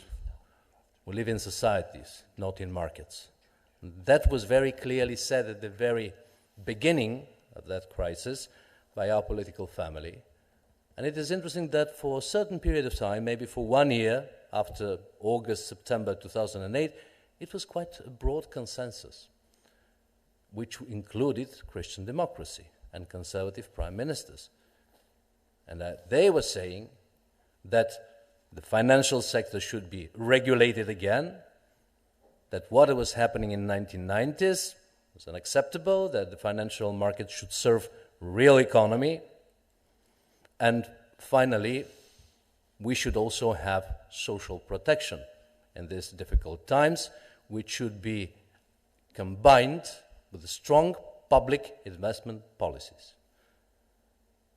Interestingly, this all disappeared, vanished, after mid-2009, when there was a series of elections, national and European, where the conservatives in Europe remained and created a big majority, effectively, became a leading force, and imposed a completely different approach, which was essentially limited to austerity policies, which were, as I already mentioned, becoming, a fetish for itself. The Stability and Growth Pact is one of the examples of such policy. This is why we should be aware that in order to repair our economies, generally speaking, to create conditions for growth which is sustainable, we need to change the rules. And indeed, this is a priority for our political family. We have our victories, we have our successes, but frankly speaking, they're not sufficient in order to really change the environment and to create different conditions. Yes, our political family managed to fight for and impose the so-called Juncker plan, or the investment plan of the European Commission. But it is not sufficient as a tool to close the gap which is evident in the investment policies. Yes, we have achieved greater flexibility, at least in the policies of the Commission, in the Stability and Growth Pact. And it gives some breathing air for countries which have been under programs and pressure for many years. But that's not sufficient in order to really make a big change. I think that, generally speaking, Europe has a solid basis and foundations for our economic policies, including the founding freedoms and the single market, but they have been, of course, accomplished with a prioritization of three key elements. First, investment. Second, flexibility. And thirdly, which is especially important for our political families, social rights. Because you cannot achieve good growth, meaningful, creating good jobs which are sustainable without social protection and social rights. And this has been our political fight for many years. We have never withdrawn from this essential characteristic of our political family. So if I can stop on some of these elements and how we are trying to change the environment and the framework of regulations and rules, I would start with the Stability and Growth Pact. Because it is evident, I think, at least in our family, but it is becoming a broader consensus that actually the Stability and Growth Pact is not balanced. It's not providing the conditions for sustainable growth. And it has to be, in our views, reformed, and reformed profoundly in favor of growth and the tools for this growth. It was a big mistake, I think, that to use mostly fiscal indicators in the pact and to focus only on these things, as if when you fit the 3% deficit and even reduce it towards a balanced deficit, the economy will start growing and the potential private investors will become optimistic. I think that practices has rejected this theory and this understanding. And the price for this policy is unbearable. We can see many of the countries in the European Union where, as a result of such policies, the real fabric of the society, the relations between social groups and people have been fragmented to an extent which is destroying the society. And the society is a basis for every economy. Everybody from being in Spain or in Greece or in other countries can see the consequences. So it has to be clearly changed. So we insist as a political family to introduce social indicators. We need to ensure social and economic convergence, which is badly needed and which is lacking in the European Union. On the contrary, as a result of the policies applied by the Conservatives, in all these indicators there is a growing gap between more successful and less successful countries. This has to be changed. Secondly, on the deepening of the European Monetary Union, I think it is evident because the Eurozone and the Euro, they were created without a solid basis, more as a political project, and many of the problems which we faced at the beginning of this crisis are consequences of the lack of necessary instruments. Yes, there is a progress in the tools which have been applied, but far from the necessary and what is needed. So the deepening of the economic and monetary union offers a tremendous window of opportunity for modernizing our economies. And I must say that last year in December, Pierre Moscovici, our commissioner, made, I think, a very important and bold proposal. He recommended the Eurozone to adopt a more expansionary approach by agreeing a fiscal stimulus of 0.5% of the GDP, which would be a very important step forward and a very substantial tool of about 50 billion euro to promote economic recovery. Unfortunately, it was rejected by the Eurozone finance ministers. But that doesn't mean that we should give up pressing on this issue and requiring it as a political family united on this. I'm also a strong supporter of a creation of a Eurozone budget, because this budget can be used to promote the sustainability of welfare states, to keep public investment at viable, needed levels, and facilitate the implementation of the progressive reforms. Because every reform needs a backing, including financial backing, in order to be implemented. There is a transition from one point to another, and this is a must. So I think it should be really our priority as a political family to fight for these ideas and implement them through all the institutions. And the Eurozone budget should be also able to tackle key systemic and asymmetric shocks for the Eurozone. Thirdly, a European investment strategy. I already mentioned some successes and some right steps, but the scope is far from what is needed. So we need to create conditions, after years of austerity, to really use investment to expand our economies towards progressive development.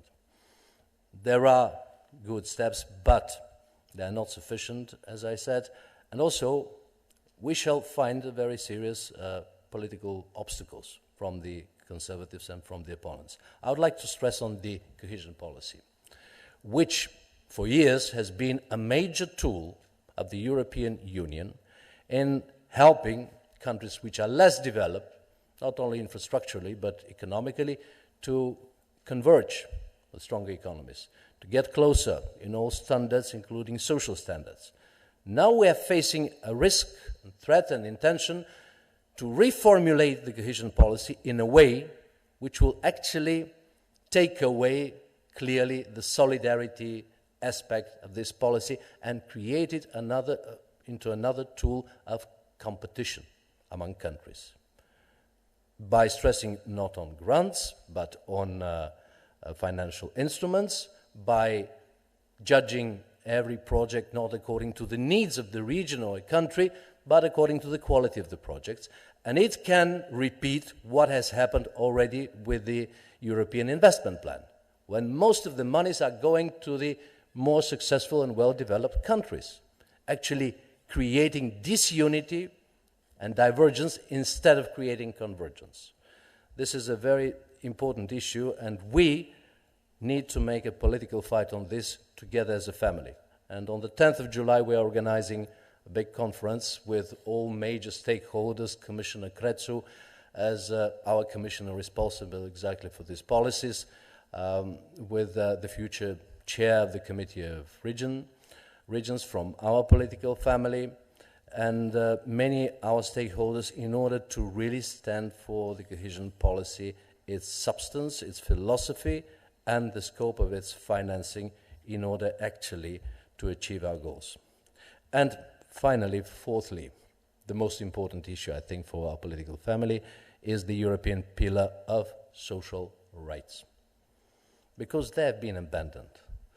We all know that inequalities are growing. We know that they're unbearable. They're creating huge, massive political consequences in the rise of populism, nationalism, anti-European feelings, because Europe is not perceived by the citizens as force which is protecting, which is creating better future and equal opportunities for our citizens. On the contrary, Europe is being perceived, and very, very often with a good reason, as a force which is punishing, which is imposing bad decisions, which hurt the citizens. And this has to be changed. This is why our political family, this particular year, is focusing exactly on the pillar of social rights. We have good achievement in the position of the European Parliament, where our group was leading in developing this pillar. And this has to lead to concrete action plans. In the fall, in November, there will be a European Social Summit in Gothenburg. This is initiative of our Prime Minister, Stefan Löfven, which is strongly backed, of course, by our political family. The Commission is preparing also a social protocol, proclamation, to be more precise, which has some principles. And that is good, because frankly speaking, for 10 years of this crisis, there hasn't been a clear political commitment from the Member States and the Commission about social rights and the social pillar. But that's far from enough. A few weeks ago, our delegation, including Pervenche Perez, Maria João Rodrigues, Nicolas Smith, the chair of our Social Ministers Network, had a meeting with the President of the Commission. And we clearly requested from him that this proclamation, which probably will be adopted in December, I believe, is not enough. We need, from the Commission, all the institutions and the Council, a social action plan. And we don't have a big window of opportunity. It should be implemented before the European elections in 2019, which means effectively 1 year of work. And my point is that we all have to press on this, on the institutions, in order to achieve that, because nothing will be given for granted. The Conservatives believe that in the end things are working fine, economy is recovering, yes, sluggishly, slowly, but it's getting better, the prospects are better. After Brexit, there was some sobering, I would say, in the European societies, and in the Netherlands, in France, the anti-European forces did not win. So there is, a limit of their growth, and everyone breathes in more quiet, in a more relaxed way. But this is an illusion. If this window of opportunity to really change something would be missed, then we'll be back in the same situation, even with a more radical proposals which will be based on anti-European rhetorics and false promises about the future. So the responsibility of our family is really to politically mobilize in order to fight for our common ideas, which are quite well developed, I would say. We have our differences, to be frank, between countries from the north, countries from the south, west and east, but we need to bridge these differences, stand together and work together as a political force. And one of the problems which we have witnessed always as a political family is that we are strong on declarations and not strong enough on actions. And I've said it many times clearly to our leaders, prime ministers, members of the family in general. And I will give you just one example, which I think is very important. Together, all of us, PES, member parties, FEPS, the S&D group, developed a European Youth Plan, which is a symbolic flagship for our political family, which is based on our experience, which is successful with the Youth Guarantee, but expands it to many other areas, including strengthening and broadening Erasmus+, much more money for the Youth Guarantee, European Culture Check, and Child Guarantee, which is a very important tool in creating possibility for every child to have access to healthcare, kindergarten, nursery, etc. And that should be our political commitment. I have seen our prime ministers making bold declarations, how good it is, and that they demand more money from the European budget for that. But unfortunately, when it comes to the Council, very often we don't have enough consistency and readiness to request this loudly and in a united way. I remember that last year it was only the Italian government which tried to really stand for this common project of our political family. They didn't manage. So, in order to be, convincing when we face the citizens and people, we should show that we are ready to politically fight for our ideas. Otherwise, I think people are fed up with declarations. Nobody trusts empty words anymore. We need actions. And what I would call for is really for political and civil actions of all progressives, in the political institutions, in the political families, but also in a broader society. Because we are living in a world where you need to mobilize on concrete issues broad coalitions in order to achieve results. And we have good examples on this, but we have to broaden this policy. Finally, I would like to thank all the participants of today's discussions. I think it is a very substantial contribution to the process of sharpening up the needed policy for our family. And I think that we have to continue with that, based also on the evaluations and contributions which have been made today. I would like to invite all of you to a discussion which PES is organizing in October, on the 12th of October, a big PES growth conference, which I hope will become another important step for our family in really formulating clear alternative to the austerity obsession, to the conservative approach in economy, and really creating conditions for economy which is inclusive, which is social, which is inspiring in the end for the citizens. Thank you very much, and good luck.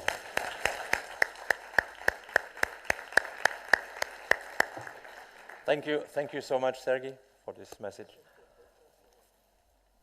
We have now a little break, a break for lunch downstairs, and we will come back, and we should come back in 45 minutes for the afternoon session. Thank you so much for the attention this morning. It was a wonderful debate. Thank you, and once again, thank you also to Joe.